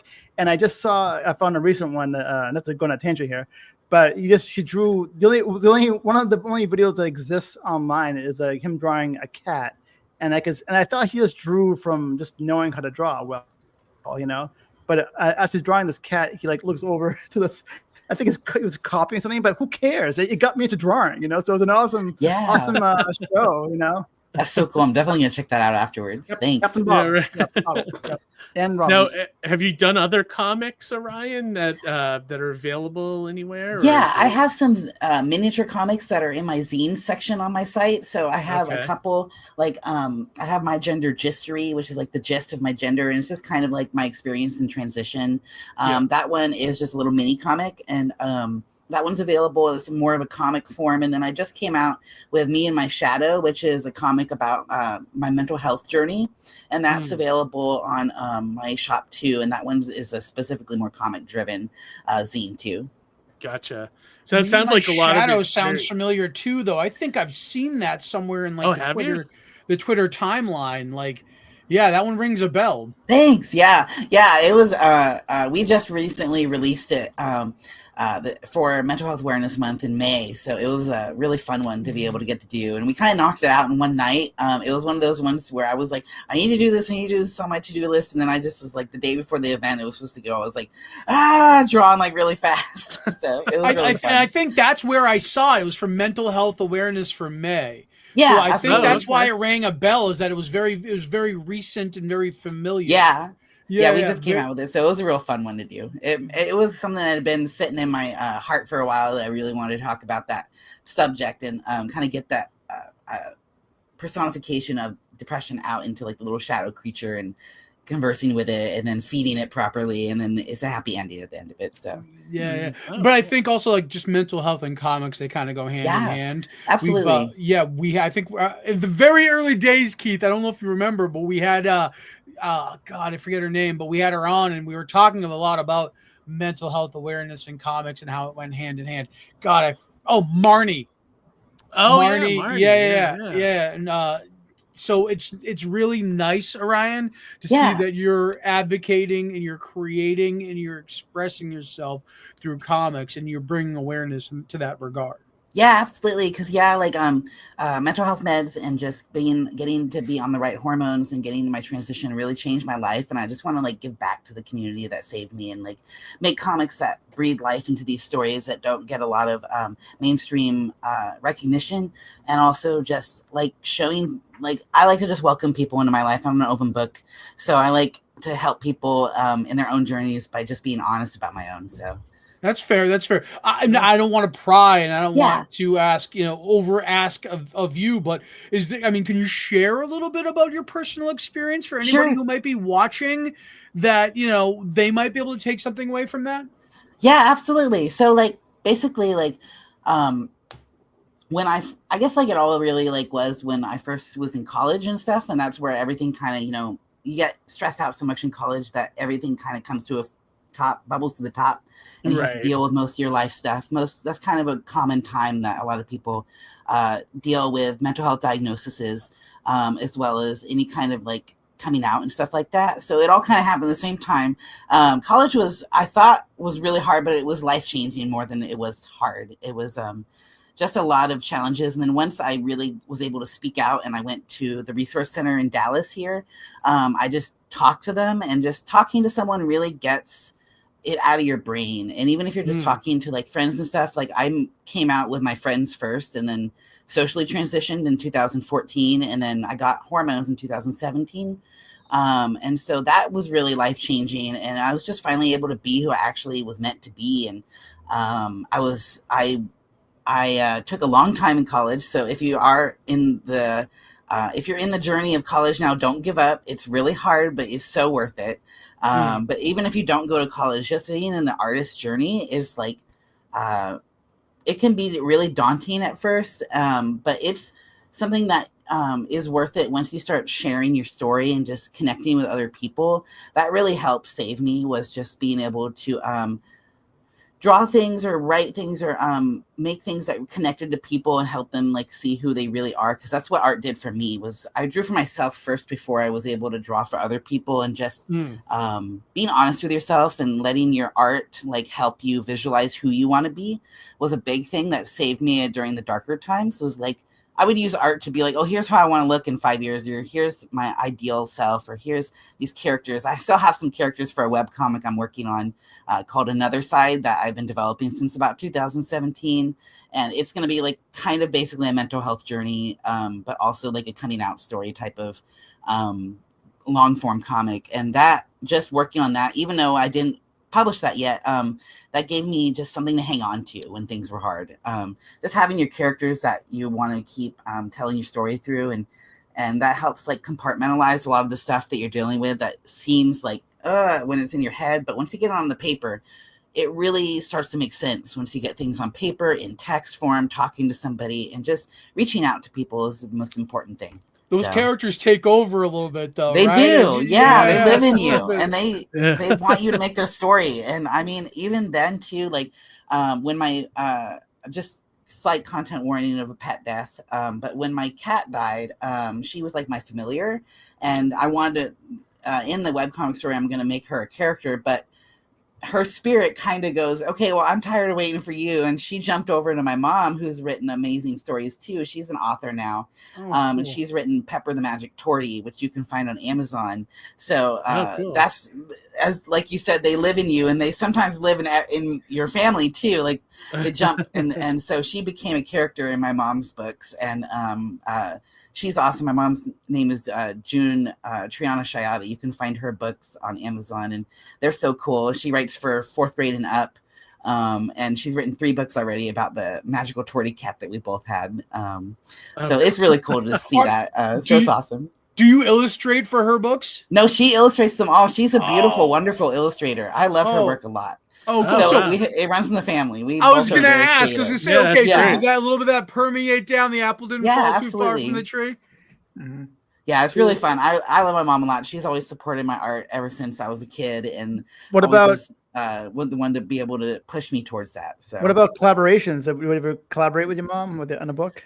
Not yet, but I really would love to. I'm going to talk to her about that. We got to do that sometime soon. That'd be so awesome. Well, okay, wait. No, you say that, and there is one project we're going to work on. We're going to work on a recipe book for all the family recipes, and I'm going to illustrate all the food, and she's going to help me do the text for like actually getting the recipes and doing the photos for it. We're going to cook the stuff together, and then take photos of it together and stuff, and then have those memories. That's a great idea, actually. That's exciting. That's actually an exciting concept. What kind of cuisine is it? Is it like, what do you guys typically So make? our heritage is Mexican, Irish, German, and Italian. So all of those 4 kind of mixed together. Wow. We've got recipes from my dad's side, which is the Irish Italian side, and my mom's side is the Mexican German side.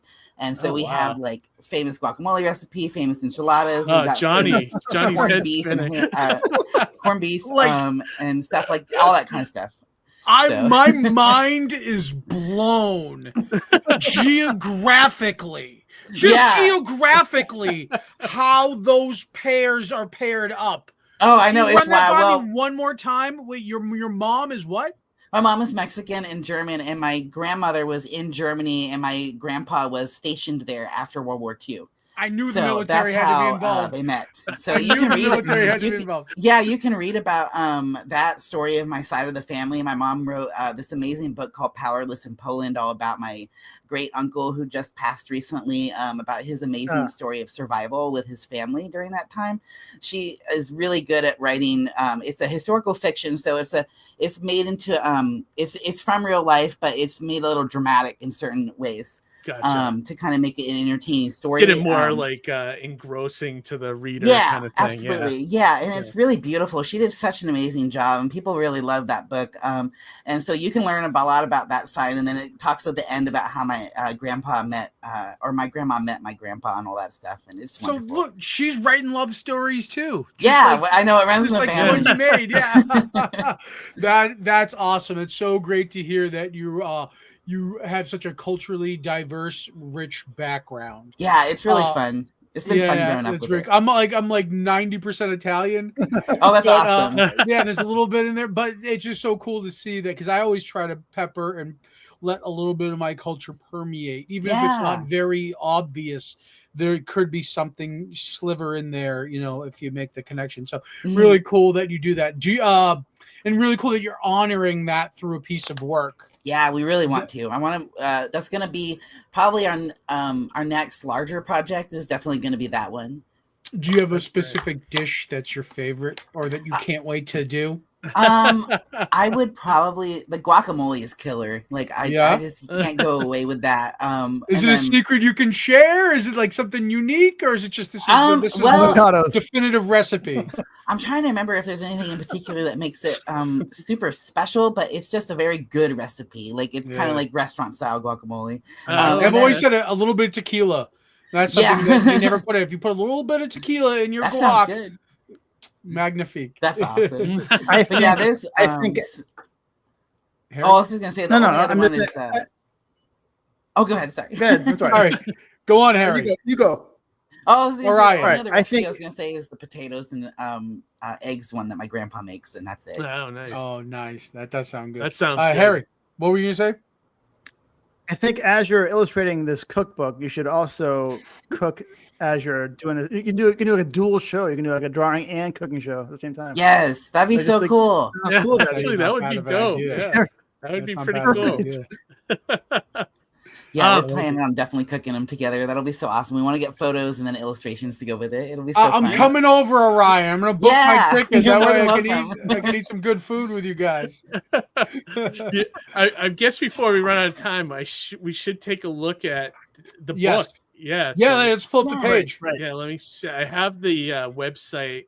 So this website that we're about to bring up, Orion, I believe is your specific website, right? Yes, ovator.gay. Okay. Perfect. Now, this is your artwork that's on the cover, and then down you scroll down, you get to see some of the pages here, which, like we were talking earlier, have the storybook kind of quality to them. And I do like your artwork a lot. So dreamy. Yep. What'd you say, Johnny? It's got this dream, like the watercoloring, like I said earlier, gives it this like dreaminess to it. It looks very much like a fantasy story. I love that. Yeah, absolutely. I can see the Steven Universe influence. Yeah, a little bit. Yeah, Steven Universe. Rebecca Sugar was someone I look up to a lot. They are amazing. And just when I was in animation school, when I was in animation school when that show went to pilot, like the pilot episode went live, and it influenced my work a lot just because I was able to see like there's a place for queer creators in animation, in comics, and everywhere. And Rebecca Sugar was one of my big hero artists that I looked up to. Very cool. And even on this page, Keith, if you scroll down a little bit, digitally available now. This is where it says free community copies at itch.io. Right here. Yeah. So if you want to check out a digital copy of the book, you're still supporting the creators, or actually you're supporting a good cause over here. So check it out. That's a great way to support, but also get the book at a good cost. I love this over here. I'm gonna make stickers of that soon. Yeah. That would make a great sticker. That would sell like hotcakes at a convention. Sticker. Yeah, I'm definitely gonna get that together. Do you do conventions, Orion? Yeah, I haven't done big conventions yet, but I do vend here in Denton, Texas, and I've gone out to Dallas a couple times. But I'm planning on trying to get into the convention circuit soon. I really want to. My first big comics event will be the Denton-based Denton Comic Art and Denton Comic Arts Expo, led by Brian Kelly. He's a really amazing comic artist out here in Denton that does a lot to support the comics community. And it's in September every year. So if you're ever looking for a big comics convention to do at the Civic Center, that'll be a real fun one at the end of September. Oh, okay. Very cool. Yeah, I know Texas has a pretty decent comic community. And yeah, they have there's a lot going on. They have a lot of good cons down there, too. Yeah. So yeah, one of these days maybe we'd make it down to Texas, John. That'd be cool. You have to I'd love to, just for the barbecue alone, let alone absolutely. let alone like just to go check out a comic convention. But there's actually a couple of things. Titan Moon Comics, forget where they are specifically, but they've always been a friend, and they carry Sartana comics. Oh, cool. And Mark Alvarado, the cover artist on like 90% of my work, lives in Texas as well. I usually see him here in San Diego. Okay. I've always wanted to go to Texas, never made my way down there. It's so big. It's such a big state. It's intimidating. It's like 4 states in one. I heard I heard the stars at night are big and bright. Yeah, Deep in the heart. That's great. Any upcoming work that you want to promote? What's your next project going to be? Sure, my next larger besides the cookbook. Yeah, besides the cookbook, my next large project is actually going to be a big zine all about non-binary genders, and it's going to basically be called "They Live: A Non-Binary Beast Diary." And it's going to basically be like a Pokedex of different types of parts of the community to serve as like a book that will be educational, not only in this current climate to prove that non-binary people exist first. 2 is also to break the stereotype that we're just a third gender or that we're genderless, all this, that we're all the same, and that there's no vastness to the community. And then also just to kind of introduce things to people they go, hey, I feel like I might be non-binary. What are the parts of the community? How can I find my home in a term that works for me? And then they can find out about, I've already done a really successful, what is it called? A survey for it. And so I got about over 275 entries of people just giving their information of like, hey, this is what my gender is. This is how I felt this is when I came out and how I know that this is fitting me and what that feels like. So then people can kind of base it off of that and go, okay, like that gives me like, they see themselves in that other person's words and kind of thing like that. So it's going to be a lot of editing. I'm going to be working on that, and it's supposed to come out later this year. So.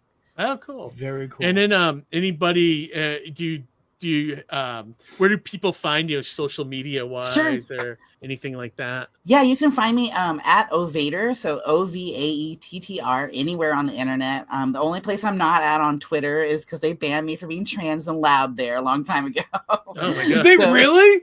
Yeah, I was like saying something against Elon, and they hammered me a long time ago, and it was for the better. I'm on Blue Sky now, so you can find me everywhere. You can find me everywhere except for X, but I'll be Ovater, and then you can also just find all my social media at ovater.gay will be my main website. Okay, cool. Right That's on, awesome. right on. I lost my X account too. Oh no! Suspended. Oh my god! So I had this auxiliary old account that I'm using, but when that happened, when I lost my primary X account, I went to Blue Sky. Yeah. And how much better was it? How much greater did you feel? It was like almost like a relief. Like Blue Sky, literally like you were breathing fresh air again. Right? You know No, what I mean? for real. Blue Sky's amazing. I love just the community drivenness. The fact there's no algorithm, you have to actually get out and talk to people. Like that's wonderful. right. It's a really good network building kind of website. I really flourished on that side a lot. So it's been People fun. aren't mean over there either. Which Yeah. is great. Everybody seems to be generally pretty nice. Yeah, we're all like Weird. invested and we like each other. It's great. Nice. Awesome. Well, thanks for coming on the show and thanks so much. sharing your projects with us and everything. It was it was great. So everyone check it out. We put the link to the website in the description of the video, so you can check that out later. And Johnny, I was just gonna say thank you so much for taking time out of your day, Orion, to come on. Yeah, thank you all so much for having me. It was a blast. This is my first interview since making the comic, and so it's been really special. Oh, cool. well, we're Very honored to cool. be the first ones. Yeah, I was gonna say, when there's stuff for the future, let us know in advance. We'd love to have you back Sure. on. Thanks so much. Yay. I'll definitely All right. let you all know. All right, sounds good. Bye. Take care, All right, Ryan. Ryan. Have a good night. one. Have a good night, everyone. Take care. Bye. Oop. Oh, wrong. Was that the next guest? I don't know who that Casey. Maybe. Oh, Anyways, yeah. So, Johnny, I know you want to get your hands on that cookbook. that cookbook, that's brilliant, because you know what that is? That's cookbooks are special in the sense that that's cultural permeation. Okay. Right? That's like that, especially the one she was talking about. It's all of her family's recipes.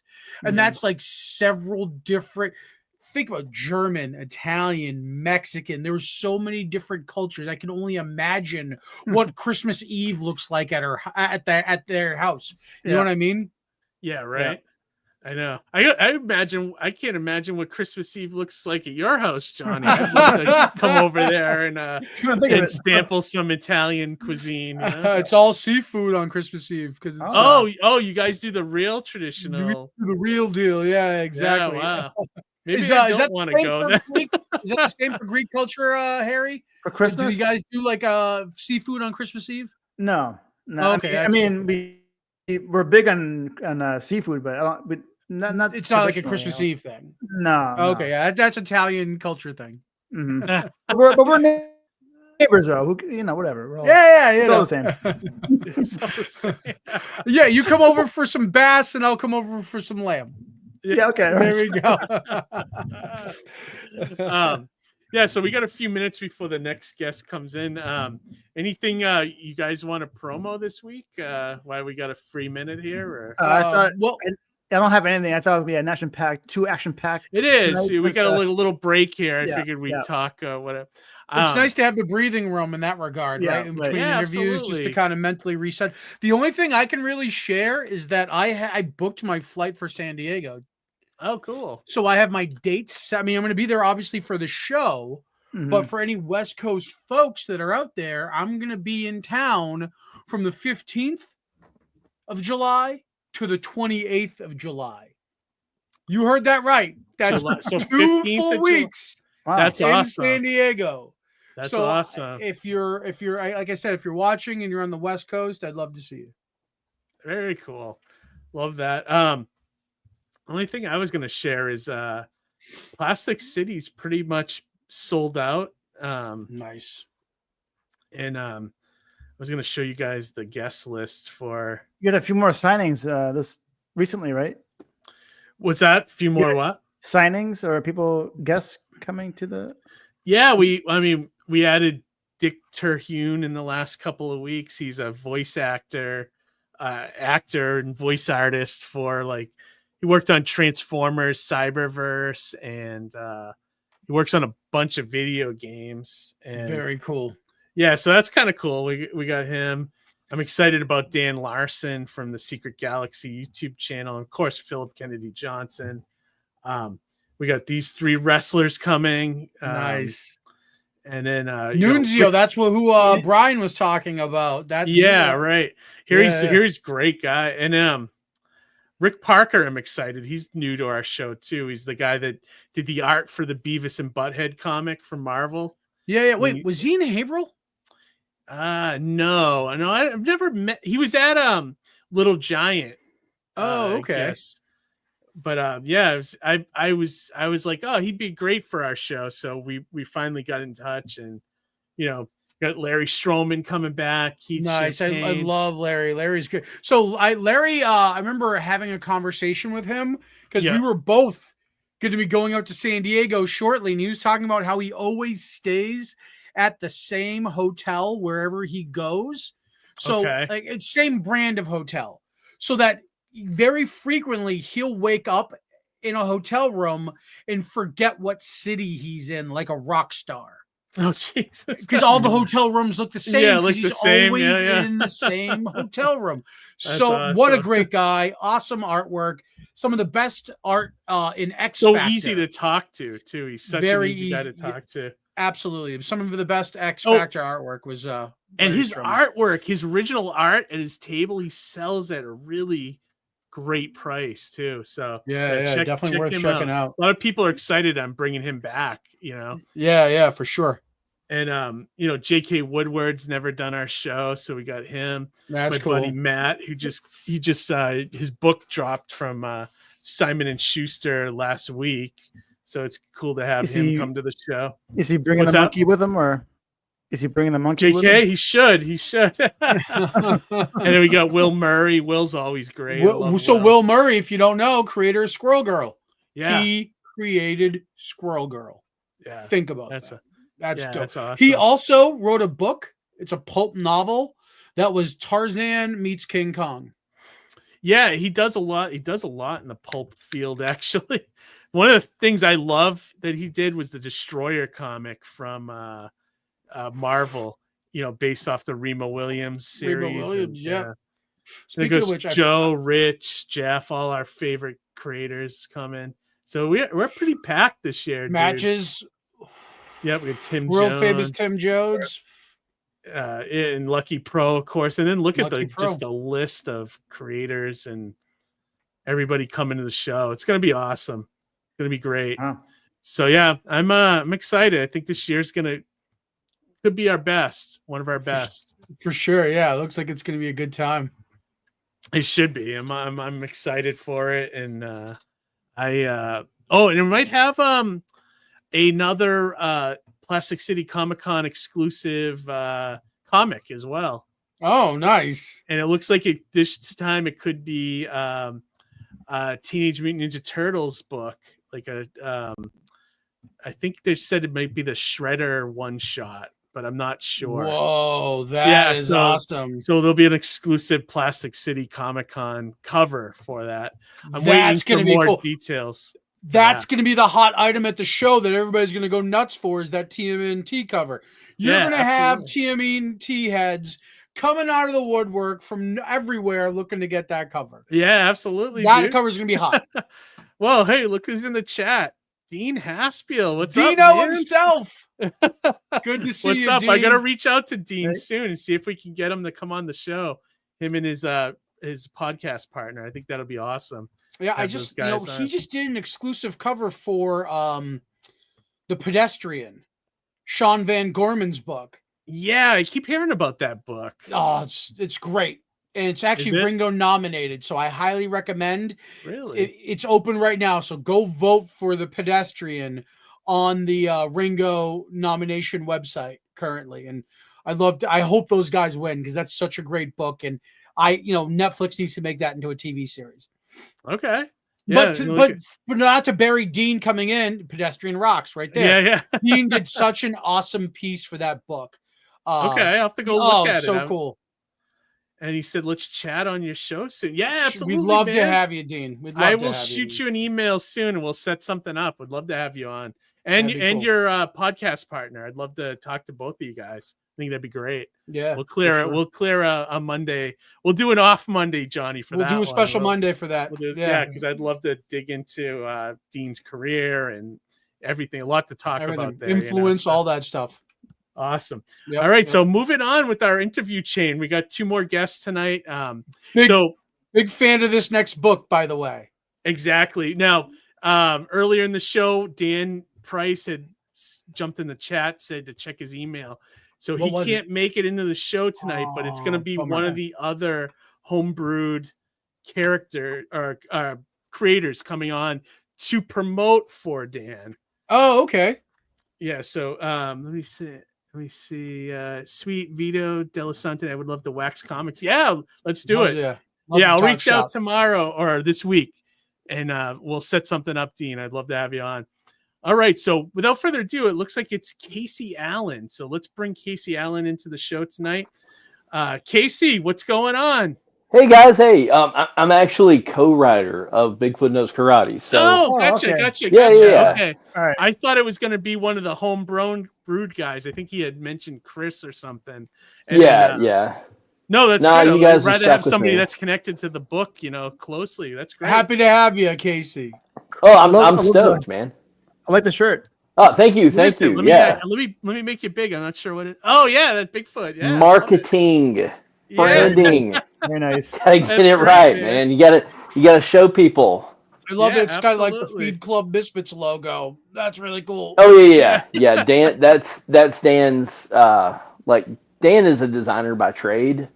Okay. So he's got a ton of great ideas, and he wanted to do something kind of misfitsy to show off Benny, our Bigfoot character. So love it. Yeah, I love the concept of this book. It's such a great, kind of absurd thing, but I love it. It's ridiculous, and you hear the name for the first time, you're like, "That's ridiculous. That's so dumb." Yes, great, please. So I love that though. That's what we want. The better, How do we know that he doesn't know karate? You know what I mean? We don't know that. We don't. Yeah, right. It's one of those. I was going to say, I've always mentioned it. Sorry. I'm sorry. Go on. My apologies. Didn't mean to step on you, my man. Oh no, you're good, man. Yeah, Bigfoot. He's. We want people to go like. I guess he does know karate. And by the end of the book, you'll be like, "Oh, okay, it all makes sense." Now, I think I always share this whenever you guys are on Bigfoot Knows Karate people. I went and did a in Portland, Oregon, one year with my girlfriend at the time. We went underground, 40 feet underground, to explore a cave where Bigfoot and his 2 big feet, or a family of big feet, were seen. So we paid money for that, you know what I mean? Like, and we're under there with like flashlights, and like, what if we find them? You know, Yeah. If I see Bigfoot, I'm going the other way, man. Right. No question about it. I'm dipping. Now, Casey, you said you're the writer on Bigfoot Knows Karate, or yeah. So Dan and I co-write, and in between each successive issue, I'll do a one shot. Like last time we did Bigfoot Knows Karate Hinagon, which is this guy right here, and it kind of. I do remember. I mean, we had a blast doing it. The art is by the artist who did the deluxe edition cover of issue 1. So dope. He sent it to us as a piece of fan art, and Dan said, "We got to pay for that, man. Like that's amazing." So we put it on the cover, and he kept chomping at the bit to do a Bigfoot story, and Dan co-writes and illustrates the series that we're working on, and we don't want to change the look and feel of the book. Gotcha. So to you accommodate did another one shot or special. So we did, yeah. We're just like, all right, buddy, put up or shut up, and so we did this, and had a flipping blast on it, and so now we got more plans to do other one shots, but first we got to get issue 3 out of the way. Now, are you guys doing a set run of issues, or is it going to just be an ongoing?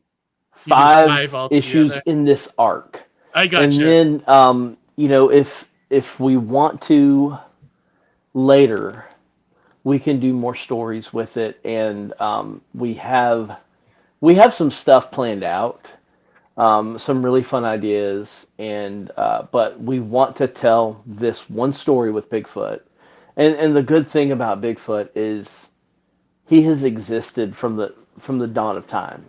Yeah. There's never been an Earth without a Bigfoot. You know what's cool though? What's that? That we say Bigfoot, but there's so many different, like before the internet, and web or whatever. People like Native Americans had around the world had a name for it. You know what I mean? Like whether it's Yahweh or Bigfoot or the China Wild Man or whatever it is, like the Yeti. Everyone had in that particular area of the planet had a name for it, so it lends credence to the possible. Why would people different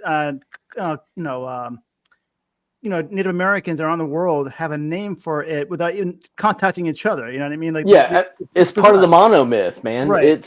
It really, if you want to get into whoever the hero has with 1,000 faces, whoever did that, Jonathan something or other. But anyway, talking about it, but it's definitely part of the monomyth. Like every cult, like you were saying, Harry, every culture has something that kind of fits with the idea of the big hairy man. Amy's asking if Harry just said that Yahweh is because Yahweh is a name for God, right? Yeah, right. right. I guess Bigfoot could be a god in some respect. Yahweh. Different Yahweh. That's right. I believe. Yahweh. Yeah. You meant to say Yahweh. Again, we don't know. Amy, we don't know. There's no right or wrong answer to these. His foot was way big, kid. The skunk ape. The skunk ape. I meant skunk ape. So I've always praised Dan when he's been on the show to say that the vibe and the tone and the flavor of the book very much remind me of Samurai Jack. Yes, and that's what brought me on to that book. That's the what look hooked me. too, especially. And the look it's funny because we're both like we missed that big time. Like when Samurai Jack was on TV, I was playing music in bands and comics was something that I had loved early on, but never, like, honestly, never thought I would have access to. Ever. I don't live in New York. I don't live in LA. I don't live in Chicago. I don't live anywhere cool. I just drove 6 hours today back to Birmingham, which is where I live. And Cool. we were on vacation. But, like, Birmingham is not a place that really makes you think of, like, comics or even like creative like art. You don't think the cultural epic center of Birmingham for comics. Yeah, you think of like Portland. You think of like exactly. Yeah, even Austin. Austin has such a fantastic indie comic scene. I was lucky enough to go out there last year. And what's the other place I'm thinking of? The one where like American Splendor, Harvey Picar. Not Philly, but he was one of them there, northeastern city. So, yeah, someone will probably say it in the chat, but you guys know what I'm talking about. Cleveland. Yes, Cleveland. Got it. Came to me the last second. I was gonna say, but the point there, Casey, is that nowadays, because I've said this before too, exactly what you've said. I've loved comics. Never thought I could be in comics. Exactly, right? exactly. Part of it's because it's so easier to get them made nowadays than it was when we were kind of growing up, right? When we were just loving them and reading them. I mean, I didn't have access to the internet until I was married, dude. Right. Like I got married in 2006, and that was also the year I bought my first laptop. Like we didn't grow up with a home computer where when I was a kid, we were poor as hell. Right. And the then files are in the computer. Yeah. Oh man, it was a big learning curve. Yeah. But the internet has kind of made things more accessible. If you want to meet up with folks and do comics, you can. Yeah. You just have to know where to look. Like the first script I wrote was with someone I had met on Reddit, and it didn't work out, but I got the fever for it. We had our first kid, and music became something that I wasn't really feasible. I was working too many hours and all that other stuff, and I never wanted to be a rock star. I just wanted to play music. I wanted to have something to do. And writing, creating, doing art, stuff like that is always like, I don't think I could live my life without having something like that. And so when I got to the point where I discovered comics, I was like, oh, this is a whole lot of fun. And I actually run a group now that I joined 7 years ago called the Comic Jam. And we started on Reddit. And since then, we've had a ton of folks kind of come out of there and do their own thing. But what we do is we pair writers and artists up, doing 1 page a week.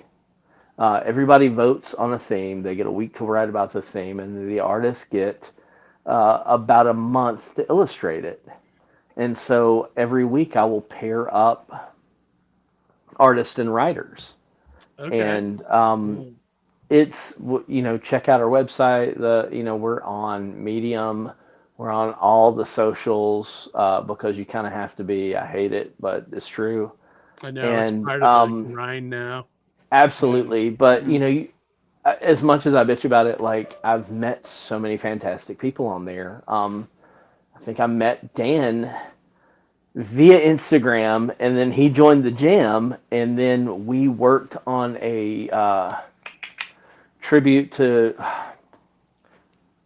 Forgive me, I've driven like 7 hours today. Yeah, no problem. The guy that created Doctor Strange and Spider-Man, Steve Ditko. We did a tribute to Steve Ditko, and it was just a 1-page comic, but we had a blast working together. And he's in Austin, I'm in Birmingham. He was like, we should talk one day. Call me. And we hit it off. And like that, man, it's just, he's my brother. He's my best friend. He's awesome. That's cool. Yeah. Now, are you currently working on the Bigfoot Knows Karate theme song?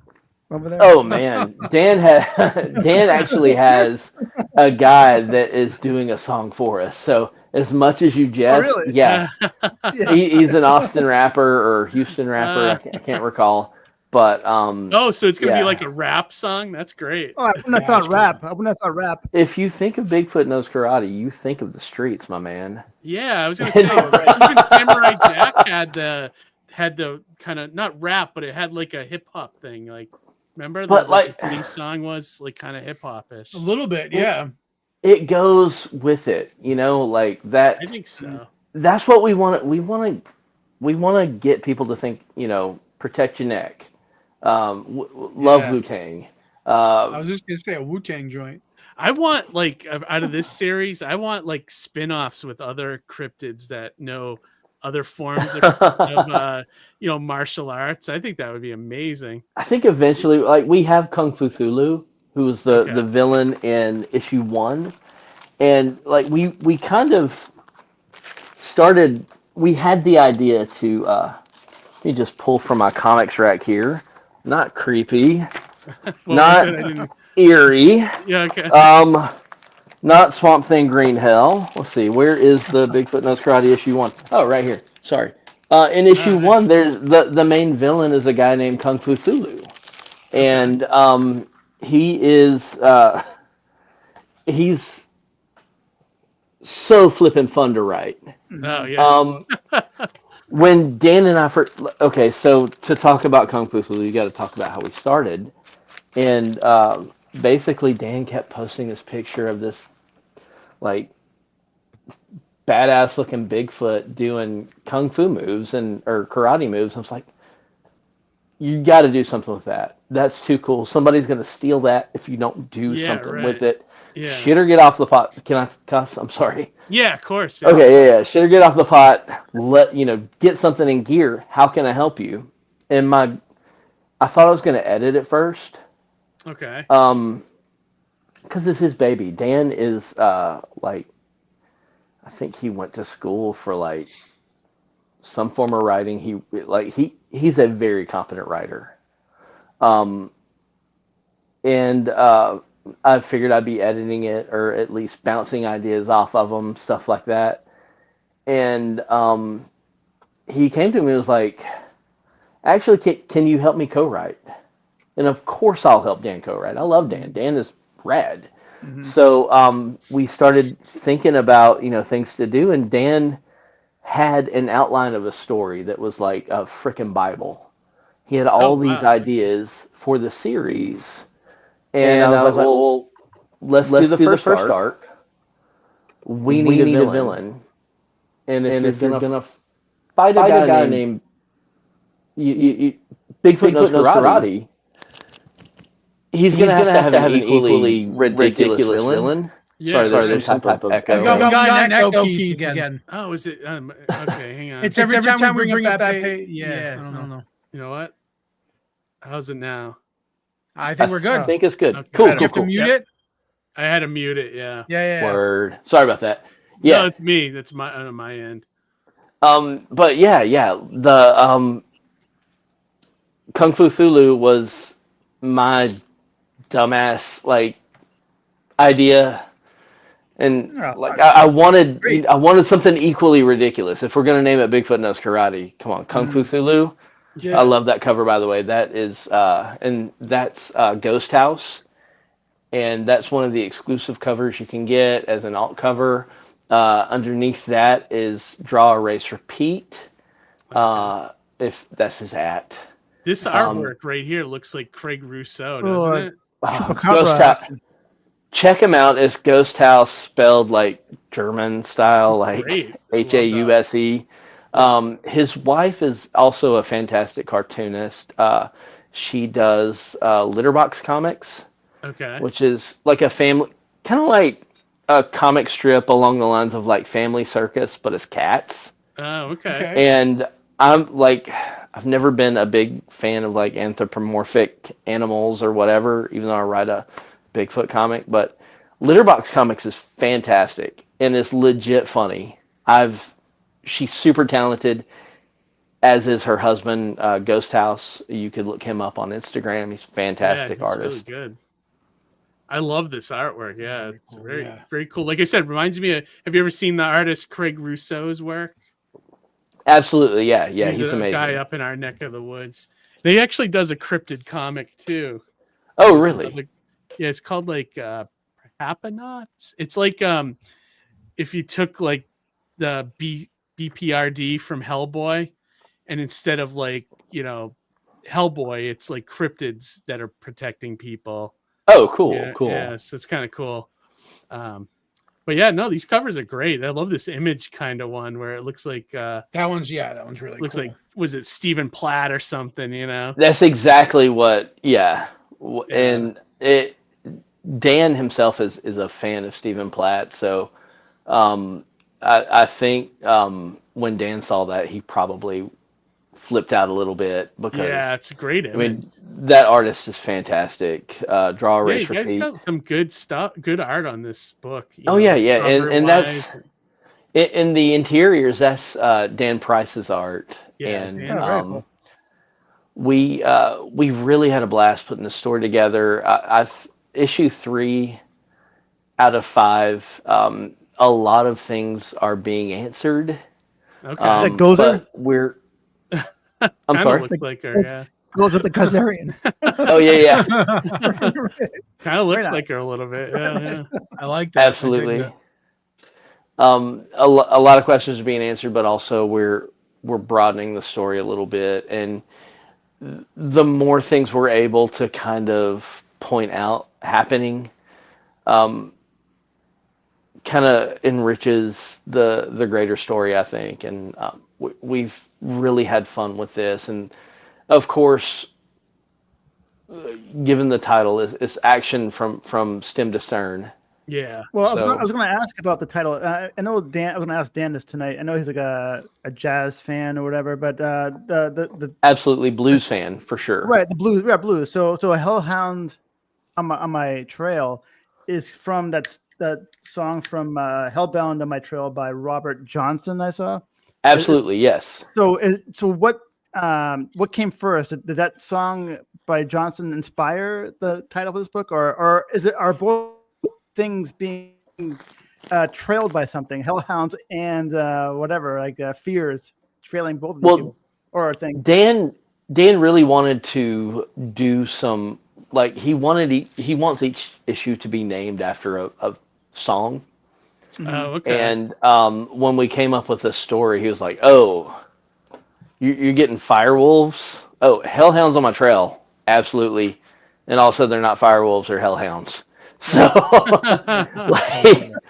yeah, and we had a lot of fun with that. And like I said, Dan is when I went to visit him in Austin, like almost the entire time we were riding around in the car, it was blues, which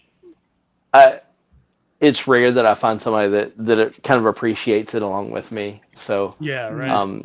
Yeah. This is cool. It's cool when you have that kismet. Absolutely, man. And we hit it off right away. And like I talked to him. I haven't talked to him about a week because we've been in Florida. But usually I talk to him like every afternoon. I get off work at 2:30 and I call Dan and just kind of check in and see if there's anything pressing that I need to do. But really, it's just like, hey man, how are the kids? How's the wife? Right. How's your day been? Because I genuinely care about the guy. Yeah, no, that's cool. great. That's So it's cool I mean, that happens. Yeah, right. Yeah, when you can have that kind of companionship, friendship, and partnership. Right. Yeah, absolutely. Exactly. Yeah, I couldn't meet a greater guy. Let me copy the link and put it in the chat here for everybody to check out. Johnny, you've read this comic, right? You've read. I have. Well, so I haven't. I read the first 2, I believe. Hunter and Prey was the first one, right? Yes. Hunter Prey is the first issue. Yeah. So I've read that, and I think the one that came after that, and I think I was actually at the very early days, one of the very lucky backers that got some original art Oh, came to me in the- fantastic. yeah, that came to me in the Oh, mail. yeah, that's right. You did. I remember that. and Yeah. I still cherish it. I have it. I don't. The problem is you only have so much wall space, right? Yeah. So Oh, I'm at yeah, a point. yeah. I'm at a point now where I'm thinking like, okay, well maybe this Age of Ultron wall banner can go, and maybe some some of this original artwork can go up in frames. You know what I mean? Oh yeah. I've Yeah, been lucky enough to have art from several different comics that I've been that I've written, and I almost like that better than having the issue. Because it's like I put it on my wall. I'm so freaking proud of it, and I did a book called Voodoo Child, and I have a piece of that art framed up, and then I have a piece of fan art that is from Bigfoot Knows Karate that I have framed, and yeah, it's amazing. It's one of those things where it's one of those things that you can only do if you're doing comics, man. Yeah. A piece of original art is a Absolutely. bone from the comic, so to speak. Yeah, right. So you got like to an have extra that, bonus thing. yeah, exactly. It's a piece of the I'm foundation. a little of the book concerned. itself. I'm a little concerned about Bigfoot though, because if he's one of a kind, you know what I mean, the last of his kind, I don't think he should be getting into too many fights. Oh man, he's the only Bigfoot. Right. In our story, which you guys ever think about maybe one day him meeting maybe a female Bigfoot? Maybe like later on, man. maybe he's not alone. You know what I mean? Turns into Sasquatch Sunset. I keep bringing up stuff, and Dan is. I don't think Dan is ready for Bigfoot to have romance, and it's a damn shame. But is there any other cryptids we can look forward to seeing in the book down the road? Oh, in this one there is. So I don't want to give away too much. One of our big cryptids from early on makes a return. Everybody likes this guy. There is going to be a big Mothman fight, which I think we've shown some of that art from. Yeah, sorry. Mothman's name is Eskrid, by the way, in case you're wondering. Okay. Eskrid is he is a frightening dude. What else? There is a badass knockdown drag out fight with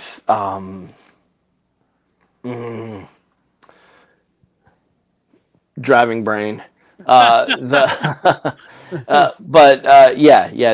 a whole lot of really fun cryptids. In issue 2, there's actually a Minotaur. That's one of the big battles in issue 2.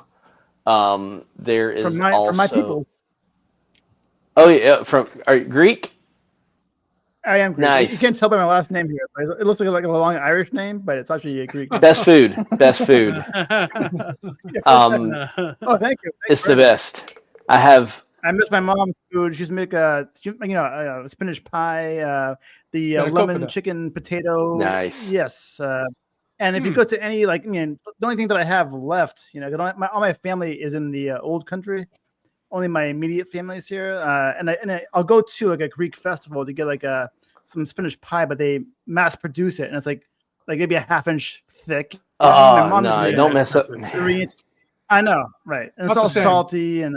No. When I first moved out on my own, I worked like 70 hours a week at a moving company, and I was living in Birmingham, and like the arts district area of Birmingham. It was super cheap rent, and down the road was an Indian restaurant and a Greek restaurant, and they were both like my extended family because they'd see me and they're like, "Come in, have you tried this yet? Try this." They're like my grandparents. The Greek family that ran the restaurant down the road from me were fantastic. Yeah, very much like the Italians. They always feed you until you can't Oh yeah. Yeah, you kind of like waddle out.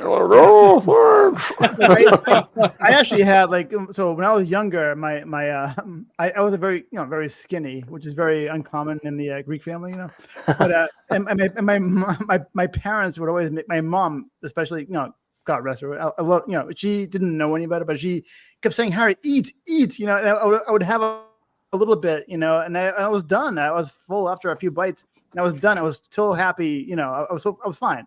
And she's like, hey, you gotta eat. You gotta finish that whole plate. Like, I have another plate. I'm like, I'm so. And then eventually, one day I got bent over in pain. Like, I had like huge pain in my stomach, and I got rushed to the ER. They did tests on me, and they said, like, your kid's getting an ulcer from you. Oh my gosh! From you making him eat all the time. Like, and she's like, Harry, I'm sorry. I won't do it ever again. I'm like, listen. When I tell you I'm full, I'm full. Yeah. That's amazing. funny, But as we should start wrapping up here because we have the fourth guest coming on. But what were we going to ask, Johnny? I was just going to say that it's such a fucking dope, and I've said this to Dan, I'm just kind of reiterating, but it's such a dope story. It's so like indie. Man, thank you. I feel like if this book came out in the 90s, it would be on like MTV Odysseys next to Oddities, next to like the Max and the Head. That's the stuff that inspires us. Yeah, And dude, it totally gives off that vibe. Like, does have that vibe. Yeah, and I absolutely love Flux, that. Like yeah, you guys hit the nail on the head for that. So like, so to that point, keep up the great work, and I look forward to thank you. These, and I hope one day that I can find something I can use. We can cross over like a couple of my book and and Bigfoot Knows Karate. Like, I'd love to do some type of crossover with you guys someday. And Casey, whenever Dan comes on the show, feel free to jump in with them if you want. Absolutely, man. Yeah, I love hanging out with Dan anyway, so I think it'd be a fun guy. So fun time. Like you even let him know that we extended that invitation to you because I'd love to hear you both guys talk about it together. It'd be great, Absolutely. Awesome. And besides the campaign, I put the link in the chat for everybody to check out. Anywhere else people can find you and. I'm at Robots Eat Guitar, which is the dumbest name ever. It was my my commentary on mid-aughts indie rock. Okay. So, but that was that I thought it was funny, and now it's not funny because if you have to explain it. But anyway, Robots Eat Guitar on the socials. I tweet mostly random stuff, but I'll get into comics discourse any day. I love it. And you could see me and my beautiful wife and children on my Instagram along with whatever comics stuff I'm promoting. Check out the Comic Jam on Instagram. It's the Comic Jam _alt. Because I am a terrible leader and lost the original password, so that's the one that we're doing the Instagram from now, and we'll have a link to our website up there. Each week we do new one-page comics on different themes. Everybody votes on the theme. If anyone wants to be involved with the Comic Jam, give me a shout, man. Talk to us. Give us a message on socials. It's all inclusive. We want everyone to feel welcome. We want folks that we like to hang out with. We don't want assholes. Of course, and check the egos at the door. Yeah. Exactly. And we're not gonna talk shit about your comic or your creative approach. This is all let's have fun, let's make comics, and let's get better at it. Jam, basically. Exactly, yeah. Let's do fun shit with comics and learn about the process as we go, because nobody's going to give you a seat at the table. If your aspirations are to write or do art for the big two or anything like that, or even just make comics yourself in the indie format, you have to do it. You got to get your ass moving, and that's a way to learn the ropes. Motivate. It's a way to motivate because everyone's so, everyone can feel alone or in a silo, and jamming with other people helps bring you out of that shell for sure. Exactly. It's everybody kind of pushing each other as they go. And a bunch of fantastic people there. So yeah, definitely Fugitive Poems. One of the creators that works with us, Christian De Matteo. He has a fantastic anthology that he puts out along with Fugitive other Poems. books. We just I did some lettering for Okay, yeah. Dirty Living, the book the Dirty Living book that they have. Fantastic, yeah. Yeah, I did the lettering for issue 1 on that. Awesome, yeah. So Christian's a good friend of Small mine. world, He's a fantastic guy. Yeah, I mean, it's indie comics, man. It's the Right, same yeah. $20 passed around to everybody Ain't that true? eventually. But we want, hopefully, with Bigfoot Knows Karate, people who are not into indie comics are going to see that sounds ridiculous. I want in on that action. Yeah, and right. if they do, we got issues 1, 2, and this is the first one shot, and then issue 3, which is fully funded issue 3. So it's gonna happen. You're not gonna be like, it's a gamble. I might get this book, I might not. It's happening. Let's make it, get in on the ground floor. We have 2 other issues in the main arc, and then a third one shot, and then you can read issue 3 of the arc. So check us out. Okay. All right, that sounds I need great. to get my hands on Go ahead. one of those t-shirts. I need to get my hands on one of those t-shirts. Oh, and dude, also, yeah. Well, no, good, but I'm sorry. It will absolutely make you at least 25 to 30% more handsome. Oh, well, like without the shirt, man, I look like dog shit. No, So- no doubt. I'm saying no doubt to that. I'm saying for me, I'm making more handsome. I'm sure. Yeah, that's a cool shirt. Sharp shirt. Thank you. Yeah. So are you gonna play us out now, or? Oh yeah, man. You want drums or banjo? Banjo. We referenced Y'all don't want that. banjo earlier tonight. My banjo skills are rudimentary at best. So you guys have a good one. So you know Steve Martin? Yeah. I love Steve Martin. No, that guy is you don't think of him Fantastic as being banjo player. Master, exactly right. You don't think of him as being a master banjo player, but it's like amazing, like a professional. His bluegrass band is fantastic. Mm-hmm. Yeah, he's pretty. Yeah, I showed my friend Lucy who's Lucy. She plays piano. She's a musician, and like I showed her like a video. It's like, is that real? I'm like, yeah, it's him playing. It's real. It's awesome. What I mean. He's talented. He's fantastically talented. So yeah, right. Awesome. Yeah. All right. Well, Casey, thanks for joining us tonight. Everybody check out Bigfoot Knows Karate 1, 2, and 3. If you're new to it, you can get all the previous chapters along with the new one. And check out Jim. Check out these websites, the Comic Jam and Dan Price, and check them out. And if you can't remember. If you can't find Bigfoot Knows Karate, the Kickstarter, BigfootKnowsKarate.com will take you there. There's a link. So thank y'all so much for having me on. And hi to the next guest. Yeah, right. So and, y'all have a good one. Yeah, you too. And definitely, like I said, come back when Dan comes back next time. And absolutely, I'd love man. to talk to you guys both. I think it'd be a lot of fun. We'd love to have you back. I enjoyed talking to y'all. Yeah, same, man. Same here. All right, well, have a great night. Take care, man. And, best of luck with the campaign. Looks like you guys are already over your goals. So absolutely, yeah. We're rocking it, and we just want to keep going. We got 11 days left, 10 days left. Yeah, that's awesome. Like that. So let's make more of a dent. All right, man. Mm-hmm. There you go. All right, have a great night, and we will talk to you soon.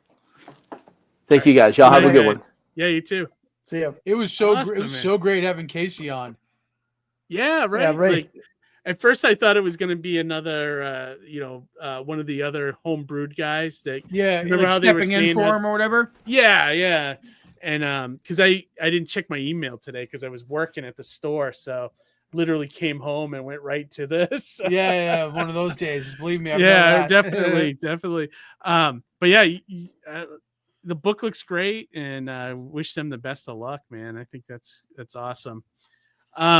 I thought the fourth guest was with us, but he's not backstage. Oh, I'm going to give him a few more minutes, and then he's a very interesting. Oh, I've done some work. Yeah. I'll talk up the comic a little bit. Oh yeah, I think I was going to ask you about that. She mentioned a letter. So I worked on this thing for like a year, dude. Like this book, the next one we're going to be coming on. Yeah, it's like it's a 300-page graphic novel. Oh, this is that one. Okay, yeah, and the like Harry said, the guy that wrote and drew it, he's a character, man. He's very really interesting. He 304 pages. It's what? 304 pages. 304 pages. No, I think that's what it ended up being. As far as comics go, though, I think it was 280 something. But I literally worked on this thing for like a year. Like I would do 10 pages, like every week or every other week, and I would send it to him, and he would pay me. And we did it that way because I was like, dude, there's no way you're gonna pay me like $3,000 up front for lettering on this. Like, I go, let's just do every 10 pages and you just pay me $100. And so we went that route. But it's a neat story. It's like it's a horror story, but it was like his homage to like all kinds of horror. So it was like, what if you went to like a place like Spooky World in Massachusetts, and then while you were there, anybody in a costume, it becomes like that creature, like they get turned into this almost like Halloween 3 there or whatever. Yeah, kind of like that. And I mean, he literally that's my biggest fear. It's a really no, but I mean, like, what a great place for like a chainsaw murderer to be, you know what I mean? Because like everyone's like walking around with like a. Well, you think about that, all the people that walk around to scare people at those things, and like, what if it really became like that monster? A real nut, right? Yeah, right. But it was pretty good. Like, I gotta hand it to him. He worked on the book for like 10 years or something, and before he even approached me as like to letter it and stuff. And I actually wanted to ask him if he comes on how he found out about me as a letterer. You know, like he must have maybe it was a Google search or something. I've watched his infomercial, that long video that he did about talking about the book. He's wild, dude. He's like he kind of reminded me of Richard Christie, you know. Yeah, Halloween. A little bit. A little bit. Loves Halloween. Yeah, he has like that voice kind of. But he's the other thing like is he owns a hearse. Like he. Oh, I know. I was gonna ask him about that too. Right. That's cool. Yeah, it's wild. And like the other thing is he's way into Halloween. Yeah. Well, he's actually rebuilding. If you're a car person too, he's actually making the Christine car. So he found like an old beat up Christine and he's restoring it. So if you go to Facebook, he puts up videos occasionally of all the stuff that he added, you know. On top of that, he's like a cosplayer. Yeah, he's a very interesting guy. Very cool. And we talked on the phone a couple times when we were doing the project, and Harry's describing Hellfest. What is that? I have no idea what that is. It's a movie. Okay. That was a good horror movie, actually. It's the movie where the psycho is attacking people in a haunted. What a great night for it! I mean, there's no better night than to attack people than Halloween, because and that one's particularly good because they do a good job of never letting you know who the killer is. You never know why he's at that theme park killing people. I think I do. I think it's because he's a nut. Yeah, right. Well, you could say that, but in this day and age where everybody needs, like everything explained, I was happy that they didn't do that. Yeah, a modern horror movie. That's like an old school, like Maniac, right? Yeah, like Maniac, like Black Christmas kind of thing. Yeah, just a slasher, and that's it. You know what I mean? Yep. But yeah, he's a cool guy. I don't know if he's coming tonight. I just messaged him to see. Yeah, well, we can give it a few minutes in the meantime. Yeah, I would say if not, we'll wrap it up. I mean, is he also an actor too? Is he an actor? I think he might be. Yeah, I think he might be. Yeah, yeah. He's kind of a jack of all trades, man. He does a lot of different stuff, and he's an interesting dude, man. And he's the other incredible thing about him that I couldn't believe is he nailed his let me show the campaign here. He nailed his goal, and I thought for sure he was not gonna make it. It's a $10,000 goal. He's never, if you look, he's never backed any other. Oh no, he backed 2 projects. Okay. And he's never, he kind of put the campaign up without any pre-launch or anything. Like, it just kind of went live, and I was like, oh my god. I'd be curious to see what his analytics looked like. Where do the funds come from, right? Was it advertising in this sector? Was it promoting in this? Like, I'm very curious about how he got that number. And look at how many backers he has. 124 with only with 10 days to go. That's like a little bit over halfway, and he's like, that's pretty impressive. Yeah, absolutely. And he's it's a big thick book, so he's got the. He says as thick as the first Harry Potter novel. Or I was seeing that in the video. Right. I'd play it, but it's too long. I know.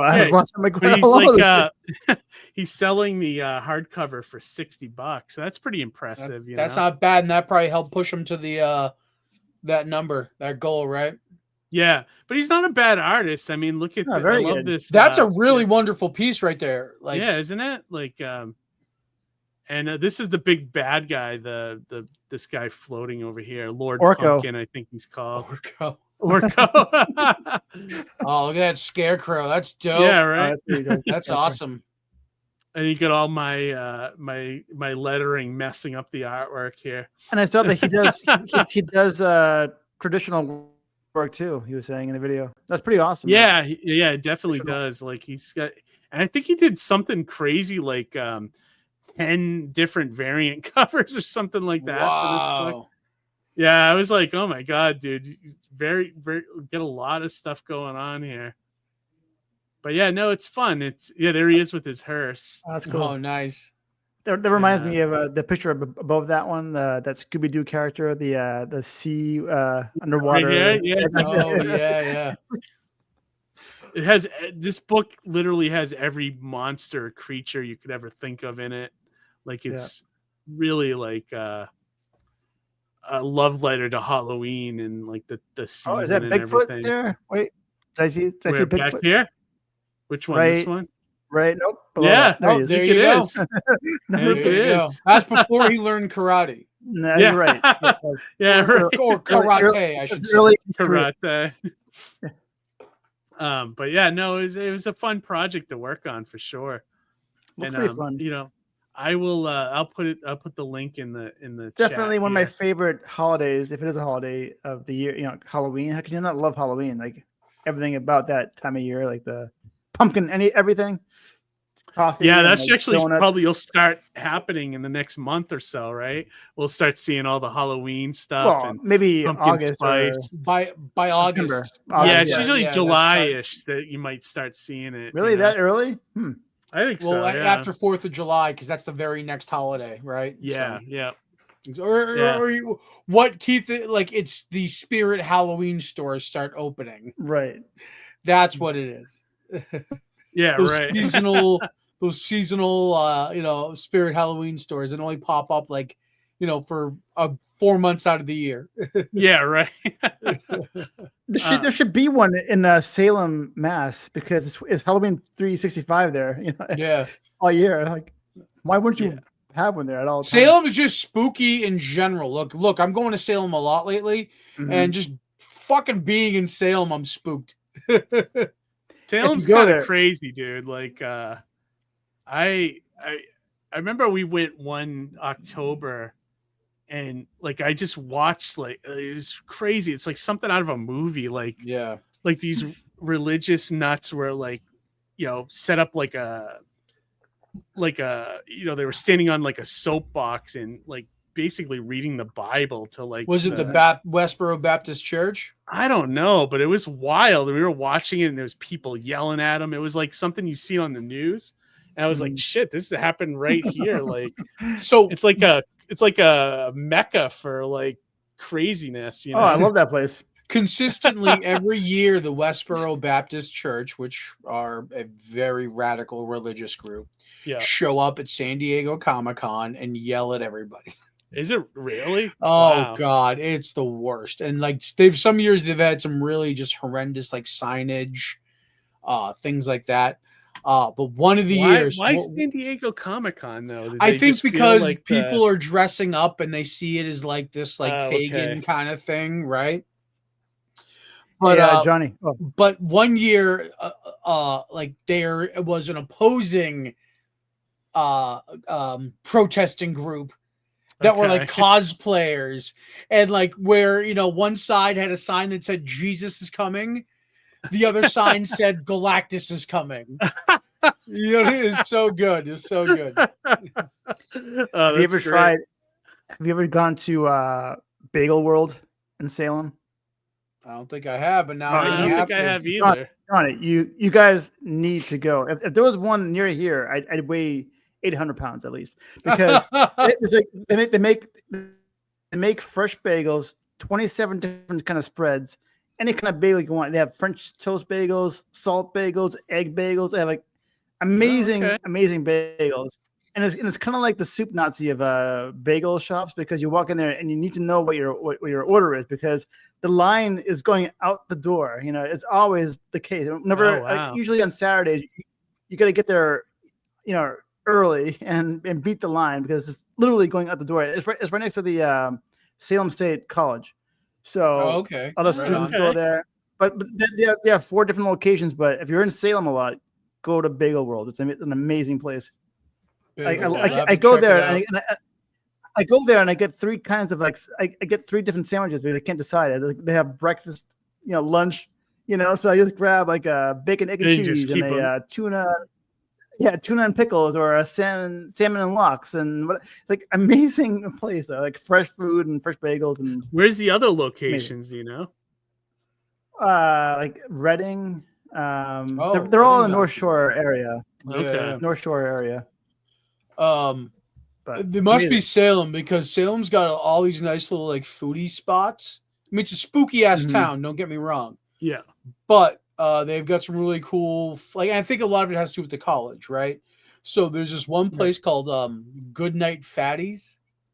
Yes, we've heard of that. I've heard of did I tell you about it, or I don't? You told me about it. I think Amy mentioned it to me. So what they do is it's Friday through Sunday, and it's like a set menu of cookies that they're fresh and hot. And they have cars stationed all over Salem that keep these cookies warm. Okay. And like whatever order you get, it's like always one box. It's always the same. Like you can't choose. It's like you get a box and it's like these 3 flavors and you get 2 of each. Okay. And so like you order it on the app or whatever, and then like within like a half hour, these cookies are at your door. Okay. Fresh, hot, fucking amazing. They're good until they get cold, basically. When they get cold, they turn into like lead. But if you eat these things fresh and hot, they're fucking amazing. You gotta love a good food company that insults you too. Like, Good night. I know, right? Here you go, fatty. Like, here you go. Eat up, pig. A place where I belong, I feel at home. So you have to have zero shame when ordering. Yeah. and then they have a flip side called Good Morning Chubbies, which are like basically stuffed bagel bites. All right, I get it. All right. Yeah, you're like, okay. You're like, all right, I get it. When you go to the freezer and they have like those the ice cream sandwiches, like Skinny Cow. Yeah. Let me dive right into those. Like, it's good. It must work though. I mean, people like still order it, right? So what's funny? I think that I think works, and I think it works because it's only in Salem, and Salem's a college town. Yeah. Right. But like I was like really fascinated with Crumble for a little bit. Crumble cookie, and it's the same thing. It's like an app. They drop a menu every week. There's a wide variety of different flavors you can get. They do collabs. Like it's quick and ready and hot. Like, you know what I mean? Yeah. All kind of the same things, right? But I'm coming to find that Crumble is actually like taking a wild downturn financially. Oh, really? And they're going to be I'm not starting to close stores soon. Like, so I'm curious to see, like, how do they sustain? Yeah, go on. No, I'm not sure. They've I like the opened a name couple Crumble. What locations am I? too, What am I? The Cookie Monster? You know, to crumble it in my mouth. You know. Yeah. I like a nice soft. I like a nice soft cookie. You know. Those cookies are ridiculous, though. I can only eat like really? half of one, and I'm full. Like, Yeah, they're very rich and they're dense and they're good. But I feel like Crumble and these cookie spots are like what Froyo was 10 years ago, right? Like they popped up everywhere. They're hot for like a hot minute, and then they fade out. You know? Okay.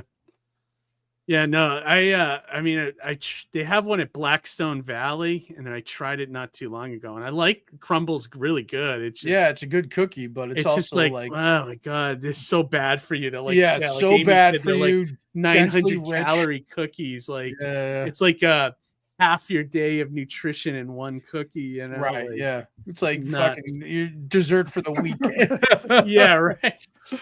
So I just heard back from Jacoby on Facebook. He's gonna be here in a couple minutes. You guys still got the endurance to go? Yeah, for like we could do this. We'll 20 hammer it minutes out or so. All right, Yeah, cool. yeah. We'll make it pretty quick interview. No, we're good. We're good. We can do it. Yeah, definitely. He's like I said, an interesting dude. But yeah, I try to stay away from those places because they're bad, man. Like they really will. Especially if you had a dinner already, you know, like. It's like, it's rough. It's like in the cartoons, that smoke hand that pulls you closer to the, and you float into the cookie shop. when your cartoon character floats into the. Yeah, that's great. Yeah, it's totally true. I was gonna say another shout out for Salem. Two more actually. Harrison's. Oh, Harrison's Comics. Yep. Yeah. There's that. There's also Holy Cow, which is an ice cream joint. Okay. Oh, I've never been there. That's some of the best ice cream I've ever had. Really? Came from Holy Cow. They also have Bit Bar, which is an arcade bar. Yeah, I was there in the early days when it first opened. I'd love to see it now. Like, yeah, I want to go back and looking at it, the bar menu has tater tots shaped like Tetris shapes, which that's fun. That's great. Fun. That's great. I love that. And I remember they had a pretty good run of good games there too. When we were I can imagine. Yeah. They even had Moonwalker, which I never saw that arcade game, which is even more creepy now. Later on now, Michael Jackson, he's like saving kids. Yeah, he's saving kids. Like it's so crazy. Like I was like, oh my god. So another quick like Michael Jackson story. I was building a playlist for my whatever I drive or whatever, and in adding it, I thought I added a greatest hits for Michael Jackson album. Yeah. Instead, I added his full catalog, and so like lately, I've been having to skip these like Michael Jackson songs that I just have like no interest in. But like even if I hear a little bit of it, I'm like, God, what is this guy singing about right now? Like, like he's singing about some very questionable things. You know what I mean? Yeah, it's like that hindsight. You're like, oh, wait a minute. But I did love that. I did love that one song that he sang when he was into women, though. Was that is it Remember the Time? No, not that's Eddie Murphy and Iman and Magic Johnson. Well, you know what, let's table this because I see our guest is in the green room right now. So. Jacoby just saved the day. Yeah. All right. Without further ado, let's bring in Jacoby Matott here. Jacoby, what's up, man? Everything all at once. Can everybody hear me well? We got you, man. Dude. I was just talking you up. So when you go back and watch this episode tomorrow, I showed off your campaign a little bit and talked about you a little bit and like how much fun it was. Go ahead, Johnny. I was just gonna say congrats on the campaign, man. You hit and you still have time to go. Yeah. Yeah, we've got almost, I think, 10 days, 12 days. It ends on the 12th at just before midnight, 11:59 p.m. Oh, nice. That's awesome. How'd you time that out, man? That's great. Was that on purpose? I think I watched a YouTube video somewhere. So this whole thing's been a learn one step at a time as you go. And I think somebody said the most successful Kickstarter campaigns essentially end on a Thursday night. So I just thought, well, okay. Ended a minute before midnight, so it's still on a Thursday night. I gotta admit, it's the day before payday. Yeah. My girlfriend said I should have. She said I should have done Friday, but at that point, I'd already kind of launched it. So ideally, like, and again, people say this and you hear these things, you don't know if it's true or not, but when you see them in execution and they work, you go, oh, hey, right? So they say do it end on a Thursday. So when the campaign hits, right, and people get charged, the money's most likely there. And the other one is to do it mid-month, so it doesn't coincide with rent or bills. Oh, smart. I lucked out there because that wasn't planned, but we are mid-month. There you go. See?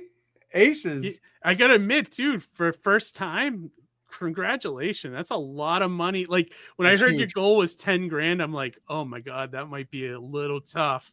And you did it, man. I'm impressed. I'm happy for you. So to that specific point, Jacoby, I was very curious about how you marketed this thing to get to 10K and to put, to get the campaign to hit.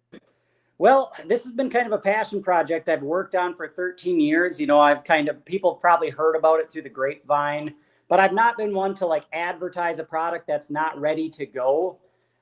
So I think people were interested and curious enough that when I finally put the word out there, it spread, and like everyone that was really interested in backing this project or supporting it, they just, without me even asking, shared just about any update I would put on my Facebook page. So the backers have been flooding in. And I'm grateful for everyone that has supported me on this project. I'm not a person that's like, this is like my first entry into the salesman type of role in my life. Because I'm not the guy that's like, you don't got to spend your money on me. Like, I used to do theater, and like, if I thought the show was not worth paying $20 to see, I would like tell family, you don't got to come support me. Don't spend your money. So this has been a passion project my whole life, and I really want to share it with everyone. Nice. And thanks for having me on the show. The big audience I'm really hoping to reach outside of the indie comics crowd is basically anyone that has a passion for horror movies in the Halloween season.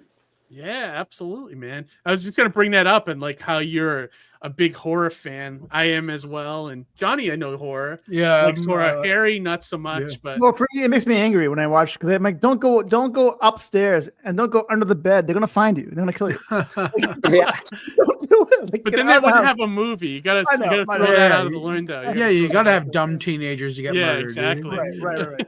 Yeah. But anyways, like I was telling them a little bit about how like you're even building like a Christine car, which is so crazy. I like talk about that a little bit with the audience, So I consider myself a jack of all trades.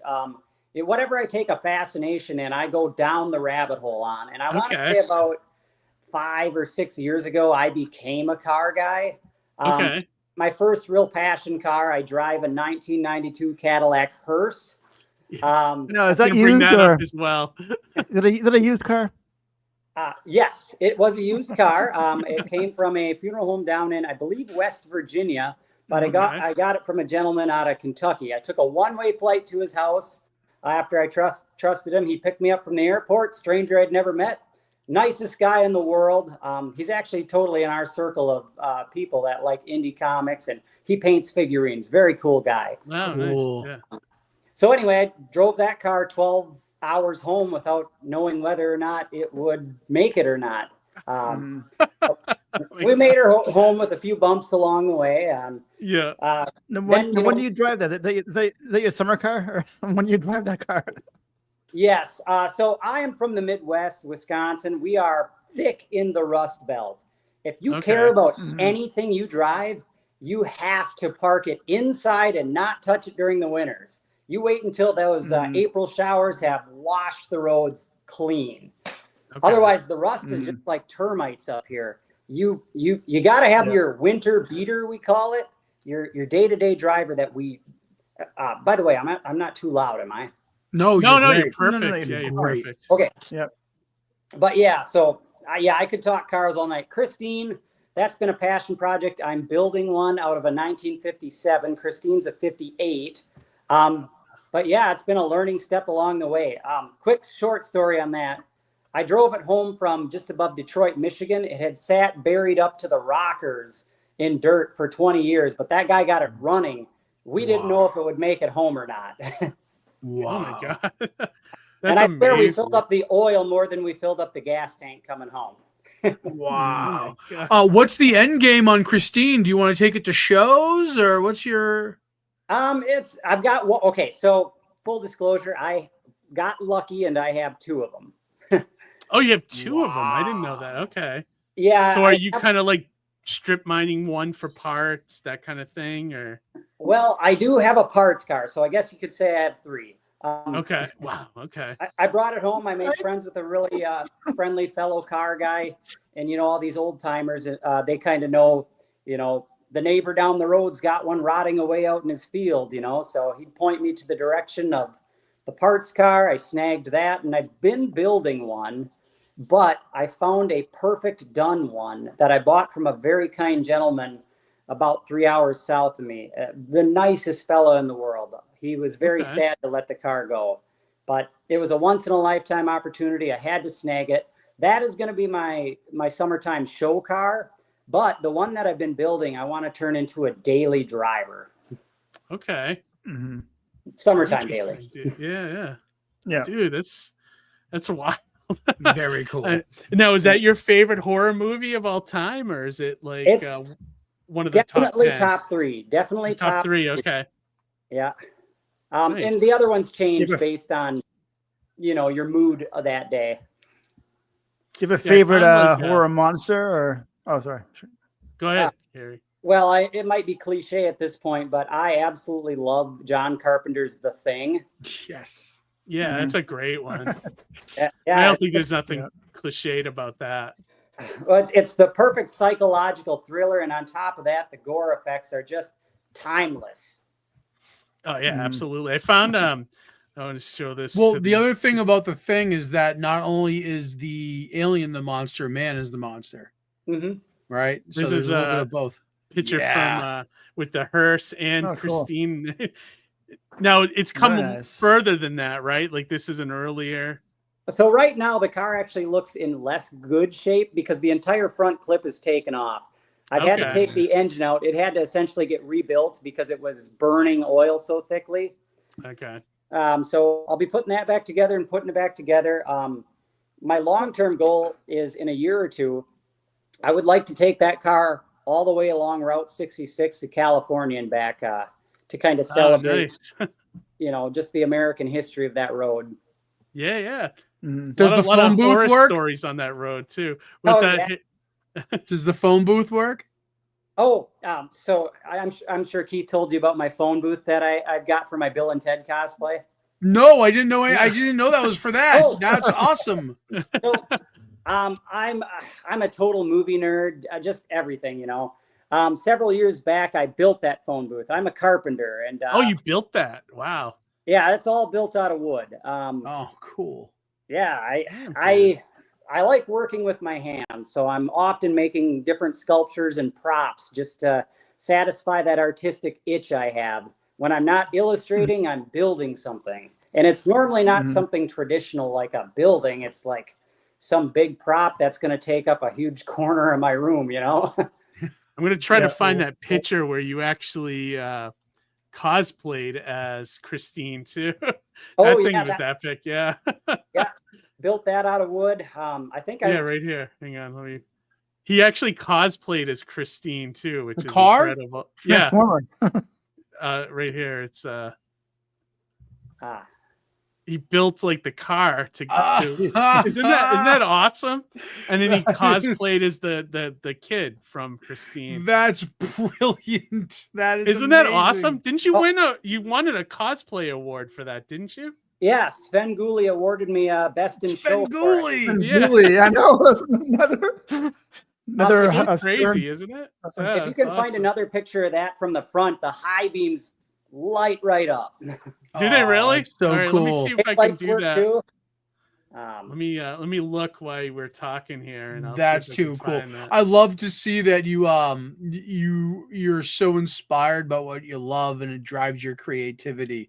It's all very cool. So can you talk about how that inspiration, how you lace that into Pumpkin Guts?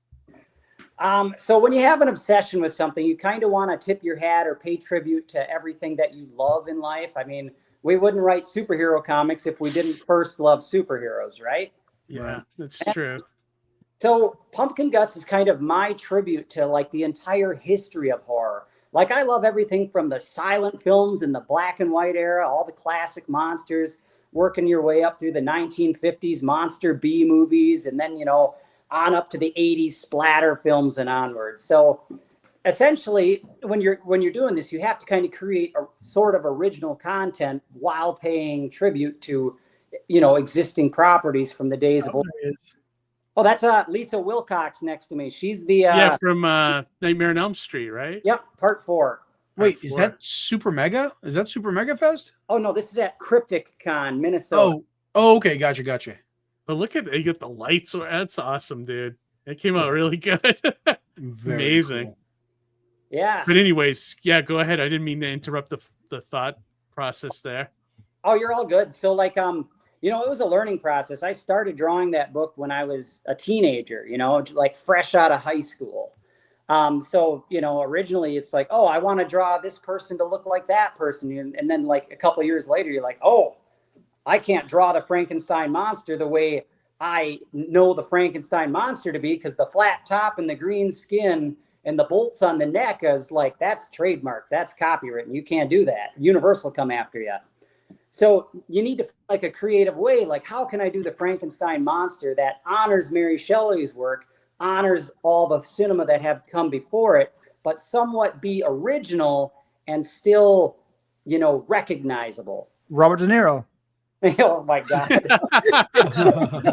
Good pull. Speaking of which, I'm really excited to see the Guillermo del Toro one. I know. I just saw 100%. the preview for that, and it looks like a wildly different take, but it looks cool. They did a good job of concealing the monster, and I know everyone's going to try and like be super accurate to the book and all that, or do their own original thing. But part of me wants him to just do something very Karloffian, like. I want to see that flat top head and the bolts on the neck or whatever. That's probably my favorite. Everybody knows this. That's my favorite character, Frankenstein, because once again, he didn't ask to be made. It's not his fault. They reanimated and he goes around. The doctor is the true monster. Right. Yeah, exactly. Yeah, and what a great actor they got for Victor, right? Like, yeah, Oscar Isaac, he's gonna knock that out of the park. Yeah, I think it's gonna be great. Well, now that the sponsorship from Guillermo del Toro rolls in, right? I wish I had affiliation. Yeah, right. I was just say, but talk a little bit more about Pumpkin Guts. So, like, you kind of pull inspiration from everything that you love. Can you talk a little bit? I mean, just for people who are watching, like, I guess basically give the elevator pitch, so that way people understand, the what the story is. And... Yeah. Well, I will give you exactly that, and I'll give you the moment that it struck my brain. Yes, please. Yeah. I used to work as a scare actor at a Halloween festival that took place. Oh, cool. In and around a Renaissance fairgrounds. Cool. One day I'm waiting to have my makeup put on. We glued the prosthetics to our face. I was the teen wolf character.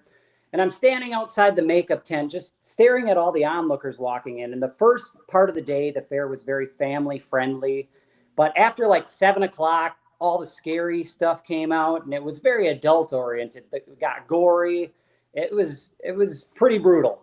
And I'm just standing there watching these people walk into the festival. And I think, what if these people weren't walking into a fun Halloween carnival? What if they were walking into a slaughter? You know? And then the idea kind of spiraled outwards from there. So my elevator pitch is essentially a group of teenage friends try and figure out what they're going to do on Halloween. As it happens, a Halloween festival rolls into town. So they decide to go there. And it's a great fun time for a while.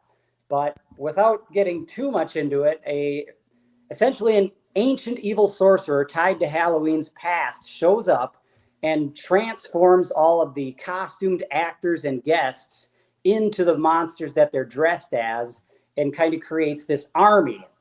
In doing so, they kidnap one of the gang's friends. So it's kind of a rescue the damsel type of story while taking on an army of monsters. But each character is kind of going through their own thing in life that kind of separates them from the next person and gives them some like real world experiences that like I've grown up going through. Yeah.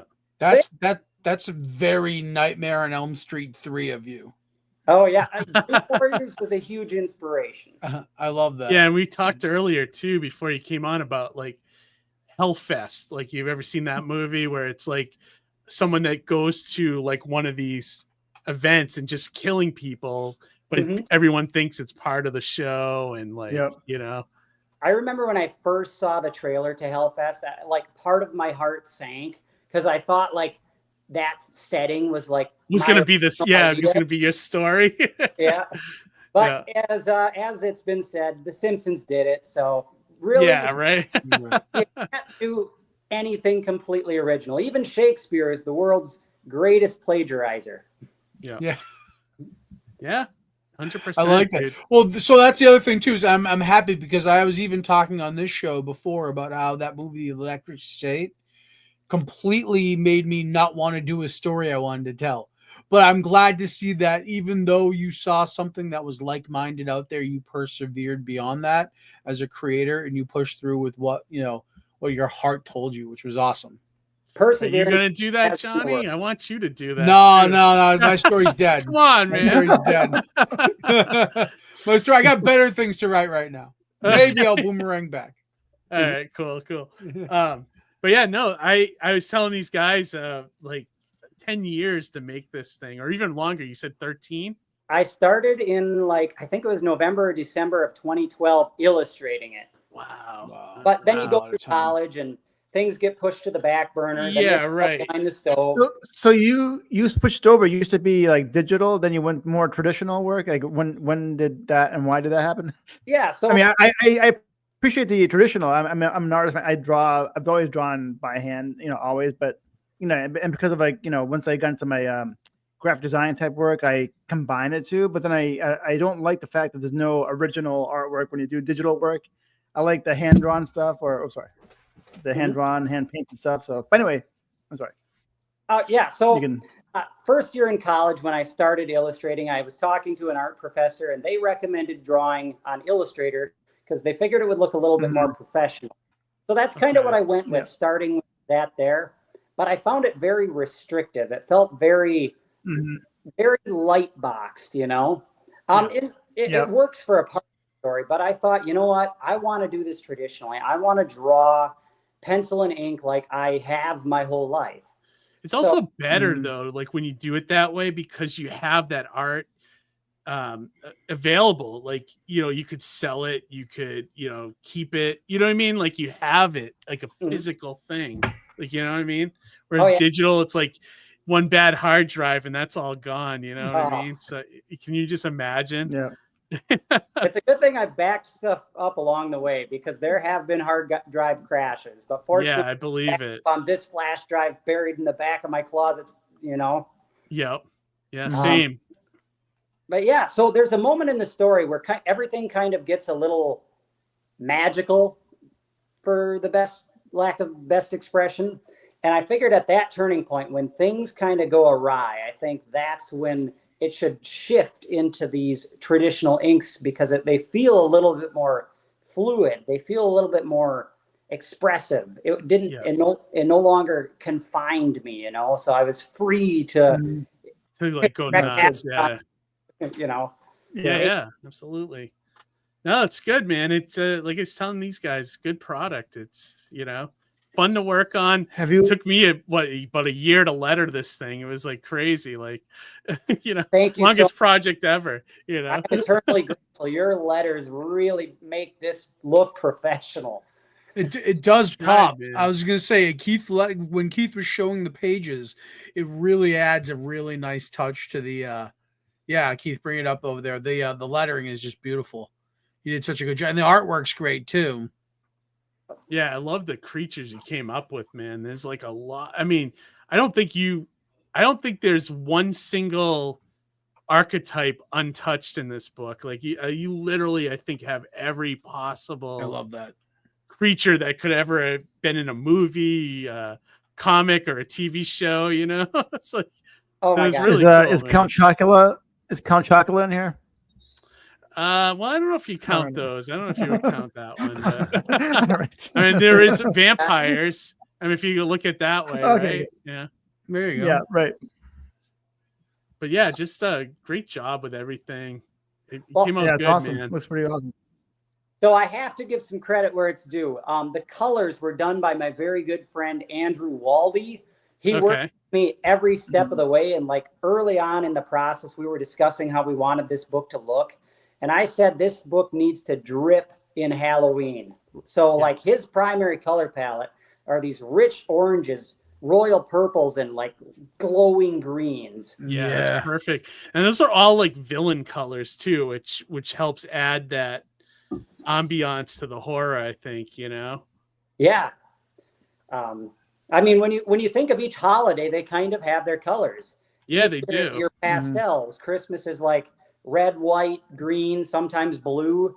But like Halloween is like black and orange, but the secondary colors would be purple and green. Yeah, absolutely. Mm-hmm. I mean, think about like all classic villains too, like Green Goblin, Joker. Yeah, Joker. All those guys have like those kind of color palettes to them. It's really interesting when you think about it, Yeah, we've associated. Have you ever been to Salem, Mass before? What was that? Have you ever been to Salem before? It's on my bucket list. I would love to go. It's Halloween 24/7 there, so you love it. So I don't even have to show up in October. I'd probably be able to around that. Yeah, October is like probably the worst time to go. That's the worst time to go. Too Yeah, many for sure. people there. I told Rachel not to expect to see me in October. The thing about Salem is there's only one way in and out. Mm-hmm. So like when the traffic's bad, the traffic is bad. Oh, you know what I mean? Well, but yeah, if you ever come to Salem, let me know. I'll meet you there, and we'll hang out or something. That'd be fun. I will hold you to that. Yeah, absolutely, man.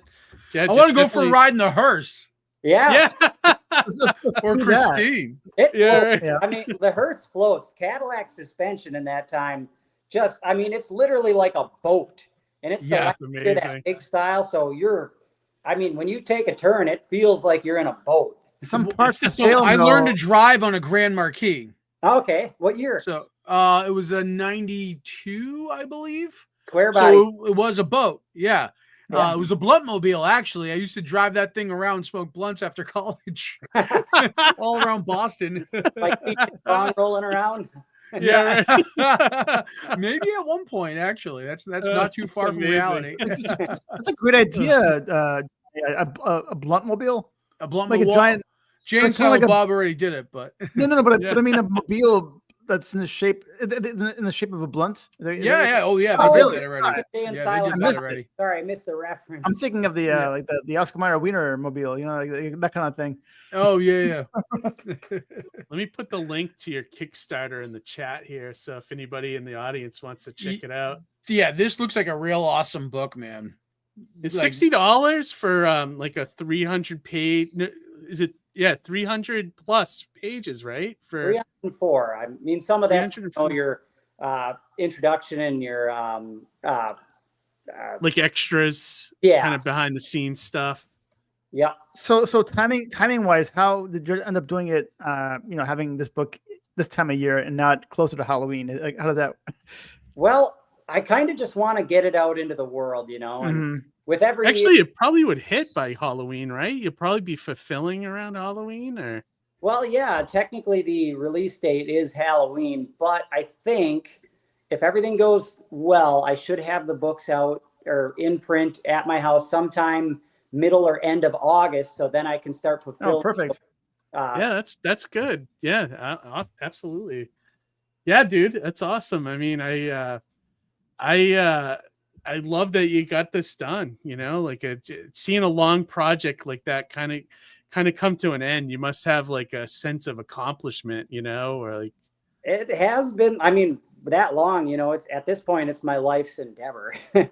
Yeah, like you think about it, it's like 1/10 of your life spent on this, you know, like yeah, and it's all been a learning process. I feel now like, you know, if I could find the time between work and whatnot, I would love to tell a sequel. I've already got ideas stirring.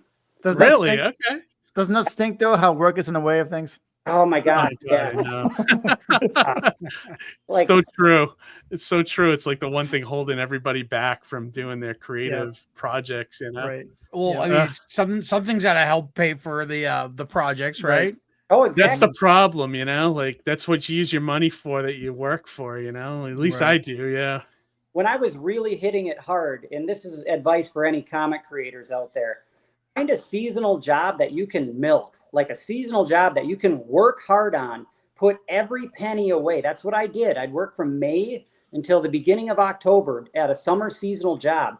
And then when it's winter and you don't even want to go outside, you can stay inside and do nothing but draw. And I say nothing but draw. Like I can't even have the television. Smart. Otherwise, I'm sucked in staring at the TV. Yeah, right. Mm-hmm. So I listen to cool What kind of things like this? Yeah. What kind of things do you watch? Did you watch? I on a whim I watched the show Wednesday. Did you ever see that show? Yeah, I love the feel of that you know, whole show, like the colors and the shadows and the look of that show. It looked awesome. Did you see that? Absolutely. I've always loved the darkness of the Addams Family. Mm-hmm. You know, people have always asked, you know, are you a Munsters person or an Addams Family person? Yeah. And I think in the spooky world, there's room for both. Honestly, that is the comic book crossover I want to see. Right. The Munsters meet the Addams Family. That'd be cool. They'd pitch it like it was going to be a big. Well, you know, we have the. But then they just turn out to be cousins and like get along, you know. Yeah. The enemies.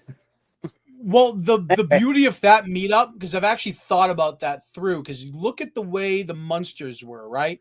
They acted normal but looked different. Whereas the Addams Family accepted different as the normal, right? Yeah. So they would clash to an extent, but I think they would then find their common ground. It's almost like the classic, like two superheroes meet up. They don't know if the other one's an actual hero. They fight until they both find out their mom's name is Martha. Yeah. And then, you know, everything's cool. Like, I would love to see that. You know, I wonder what the licensing is for Addams Family and Monsters in comics, because that's a fucking untapped story right there. That needs to get written and made. And I think Jacoby needs to do it. Well, hey, Universal and Paramount. I think it's Paramount, or I'm not sure who has the Addams. Maybe it was Fox. No, they don't even exist anymore. It's got to be some. Netflix must have their hand in that too. Yeah. Maybe. Well, that's probably just got to be a license of some sort, right? There's got to be somebody who owns the actual rights to the Addams Family. It's probably the family who first generated the comic strip. Charles Addams. Yeah, there you go. Harry, you know what I want to see Wednesday so much? It's why? Besides the obvious. It's written by the guys that. Oh yeah, right. The Smallville guys. Smallville guys that you love. Yeah, I love that. I can definitely sense that, like the stylization of that show is that vibe familiar. Permeates. Yeah, absolutely. Yeah, but also, what do you guys think of this? I think that the person who I think would be an awesome Grandpa Al Lewis is Corey Feldman. No, him. You know what I mean? He has that kind of face. What do you think? He does actually. I don't think he's got the personality to match it, though, right? Well, I mean, maybe he does. He's a good actor in that regard. He is a little odd, though. And I just saw a video of him singing the Lost Boys theme song. Oh yeah. Okay. But whatever. All right, yeah. I can see him as right. Sorry. Yeah. I promise I wouldn't go into too many tangents tonight, but I apologize. Yeah, you're already. I think Svengoolie would be a good grandpa monster. There you go. He'd actually be awesome. He kind of has that mannerism. Or you get Joe Bob Briggs. You get one of those TV horror guys. Yeah. Because that's what Al Lewis was. He Yeah, was that's a right. TV horror guy, fucking hosting movies and shit. So like that's perfect. Like that would be a perfect. Vincent synergy Price. Vincent Price. Or Yeah. he was on Scooby Doo, like drawn in the cartoons. He was everywhere. I never. Svengoolie wasn't a thing around here though. No. Was he, Johnny? Because I I think in didn't. New York. Was he in New York, kind of? He's out of Chicago, I believe, right? I But think so. he's syndicated on MeTV, which is like everywhere. So like, you know, that a lot of people are familiar with him, even though he's kind of rooted out of Chicago in the Midwest. Same with Joe Bob Briggs. I didn't know about Joe Bob. I met Joe Bob Briggs, didn't know who he was. I actually asked for a photo of the girl that's on his show, Diana Prince. And because she's amazing. No, she She's just the goes one by we saw at AEW. She's at AEW, exactly. Yeah. She's usually at AEW. They're like, she's like, don't you want a photo of him? I'm like, I don't fucking know who he is. You look amazing. Let me get a photo with you. And then later on, did I find out that he's actually a TV guy, and he was, he's Joe Bob Briggs. He's very popular. He's like Svengoolie. He's like fun. Elvira. Yeah. My wife chiming in. Current holder of the Addams Family comic book license is IDW. I gotta talk to IDW. Tell them we need to get a crossover going. Yeah, they should. That's a good idea that hasn't been tapped into yet. I'll get a hold of Corey Feldman. Yeah, right. Well, they got here for a hardcover. Right. Jacoby, anything else you want to mention about Pumpkin Guts that we didn't cover, or? Shucks. I mean, I could talk about that book all night. I mean, at this point, it's been my life's work. Ultimately, I just really want this book to get out there, and anyone that has a passion for anything, horror movies, any genre, and anything, it's for those people that get excited about Halloween the moment it ends. They're ready for next year. Yeah. What is the craziest Halloween thing you've ever done? A theme thing you've ever done? Since it's your favorite, I can tell you. What was that? That you can talk about on here. Like you're asking me the craziest thing I've ever done on Halloween, or Halloween themed or something, or a thing or whatever. Maybe not crazy is the right word, but maybe grandiose or grandiose, sure. Or like like had a epic Halloween party or anything like that, or I think that's what Harry's trying to get at. One of the highlights for me was back when I worked at those Halloween festivals, because it felt Halloween the whole month long. Outside of that, I mean, everyone's got their. Yeah. Did you do this themed festival in your hometown, and did people recognize you?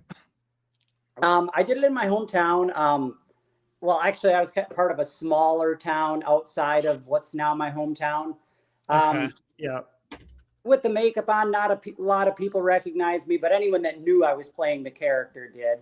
The makeup was just that good. Cool. I think everyone has their traditions they do on Halloween. Everybody has to pop their favorite horror movie on Halloween night, get their favorite bunch of snacks together. You have to go to a haunt, load up a car full of friends and just party. Imagine going to a drive-in movie in your carry car. I have gone to a drive-in movie in the hearse. We actually that's awesome.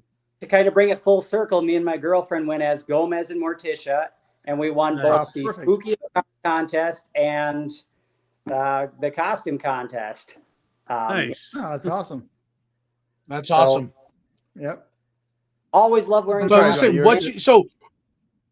Yeah, no worries. But so Jacoby, you also mentioned like having a Halloween movie, right? So there is one that I actually watch every year. So I'm curious for somebody who's so deeply a horror fan, what's your one go-to movie you watch every year? So I'm not going to go for the obvious, which would be John Carpenter's Halloween. Right. I'm going to guess Rabbit Grandma's from Outer Space. What one? Rabbit Grandma's from Outer Space. Is that, or is it? Isn't it a movie? No. Oh, I'll tell you, every All year right. Halloween movie, and I feel like this movie feels like Halloween more than most. A lot of people like Hocus Pocus. I love it too, but Ernest Scared Stupid has to be played every year. I know a That's lot of awesome. people that like that movie, actually. No kidding. I'll have to see that sometime. I missed the whole Ernest craze. I never watched any of them. I was down with Ernest. Were you? Are Oh, they worth yeah. watching? Like I never saw any of them. I kind of have an affinity for actors who play characters like that. You know what I mean? Like where, like, Jim Varney was just so Yeah. talented, and Yeah. he did such a good job of embodying and making this character, like Pee-wee, Paul Yeah, Rubens. right. You know what I mean? Same thing. Like I very much appreciate anybody who can make a character feel like that's real life. Yeah, yeah. You know what I mean? So, and he had a good job of doing that because, like, when I was a kid watching Ernest, I didn't know who Jim Varney was, but I damn well knew who Ernest was, and I thought Ernest was real. Same thing with Pee-wee. I thought Pee-wee was Pee-wee, not Paul Rubens, right? And that was the beauty of those characters. Even Andy Kaufman, that's what he was known for, is fucking with people by making you think he was the character. Peter Sellers, same thing. Yeah. So And I we can never see met that Vern. appreciation. We never ever met Vern. Never met No, I Vern. mean, yep. I was gonna say my Halloween movie is American Werewolf in London. That's a great one. I have to watch it every year. I don't know why. I just I've do. actually never That's seen a that. great one. That's actually It's- a really good one. It's one of my favorites because it's very much a horror comedy, and that came out in a time when there really wasn't horror comedy. Right, right. You know what I mean? Or it was very few and far between. You know. That's cool, man. Yeah, I don't have a set one that I watch every year. I mean, I always have classics that I go to at any time of the year, but like I never have a set one during Halloween that I watch. The Crow's another one. I have to watch that on Devil's Night, the night before Halloween. Nice. Oh, nice. That's a good one too. All right, well, love the gentlemen, style of that movie. I miss that era in movies. which one? The Crow. Back when everything was kind of blue looking and dark and gothic. Yeah, right. If There's a you've new, never done it before, Jacob. Sorry, Harry. I was gonna say, Jacob, if you've never done it before, the next time you watch The Crow, turn down your contrast on your TV and watch it in black and white. It's a whole new experience. Really? Okay. Yeah. Hell's yeah. Did they ever make a black and white movies. version? They never actually made a black and white cut, and obviously turning down the contrast isn't the same as a color corrected black and white version, like Yeah. they did for like Logan and Mad Max. But to do it almost makes it feel a little bit like the comic. Okay. In a way. So that's why every so often when I have the whim, I'll turn down the contrast, put it into black and white, and watch The Crow. Nice. Love that. I will put Awesome. Yeah. What were you saying, Harry? I didn't mean No, to interrupt. I just saw a commercial for a new like Killer Clown movie. I forget. Have you guys seen that? I didn't Commercial. hear the commercial. I know they were gonna. Or wait, you're not talking Killer Clowns from Outer Space. No, there's a new Killer Clown movie. That's Clown in a coming. cornfield. I'm not sure the exact name of it, but I just saw it recently. I'm like, oh, it's Yeah, not you're thinking a clown in the cornfield. Oh, Is that okay. what I it- was is that like, oh what it my god, new Killer Clowns. The Chiodo Yeah, brothers no. are back. There's a Killer Clown video game, but I think that's the only thing. I new wish that's hold on a come out second. now. Let me try and look at it real quick while you're wrapping up here. Jacoby, have you seen Clown in the Cornfield yet? Or? I haven't. I do a podcast with some guys that are big on horror movies. Like that's what the whole podcast is about. They've praised it. They've talked it up, saying it's pretty good. Oh, okay. I actually kind of know the writer of the guy that wrote that book. He's a friend of my good friend, and I've had dinner with him, which is wild now to see that he's like, he has this book that was turned into a movie, and it's like crazy. Well, that's the dream, isn't it? I know, isn't it? Like that's what we're all kind of going for, Yeah. But fellas, yeah, like if you guys want to start to wrap up here, we've been going for like 3.5 hours now. I'm losing my voice here. What's up? Yes. No, you're right. I feel like I'm doing like a Joy Lewis telethon, like with ties on. Yeah, exactly. But to that point, Jacoby, thank you for taking time out of your night to come hang out with us. Thanks for. I'm glad I appreciate it, man. I wanted you to come on and share this project and. Thank you so much. Sorry, it was maybe the time zones thing. Yeah, I messed us up. No worries, dude. Maybe around Halloween time. As long as you got on, that's all that matters. Hello, would you say, Harry?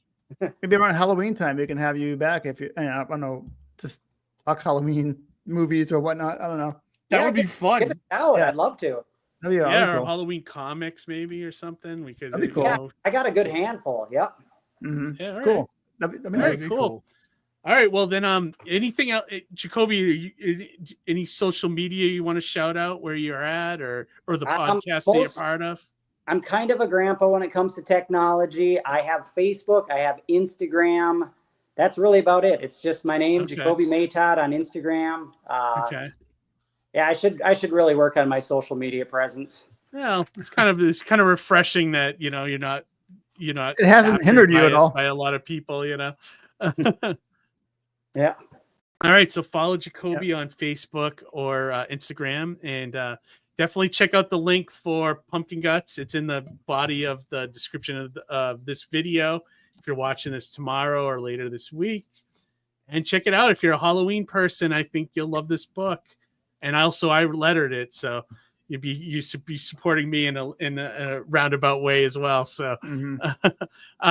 All right, we're gonna wrap this one up. Thank you everybody for watching. As always, like, subscribe, share the channel videos. We're live every other Monday, and pretty much it. Read some comics, everybody. And any guys have anything to shout out before we close this one out? I'm good for this week. You're good, Johnny. Yeah. Be kind to one another. Jacoby. Cheers, everyone. Back Pumpkin Guts. You got 10 days left. All right. Yep. All right, everybody. Have a great night and a great rest of your week, and we'll talk to you later. Good night, everybody. Have a great one.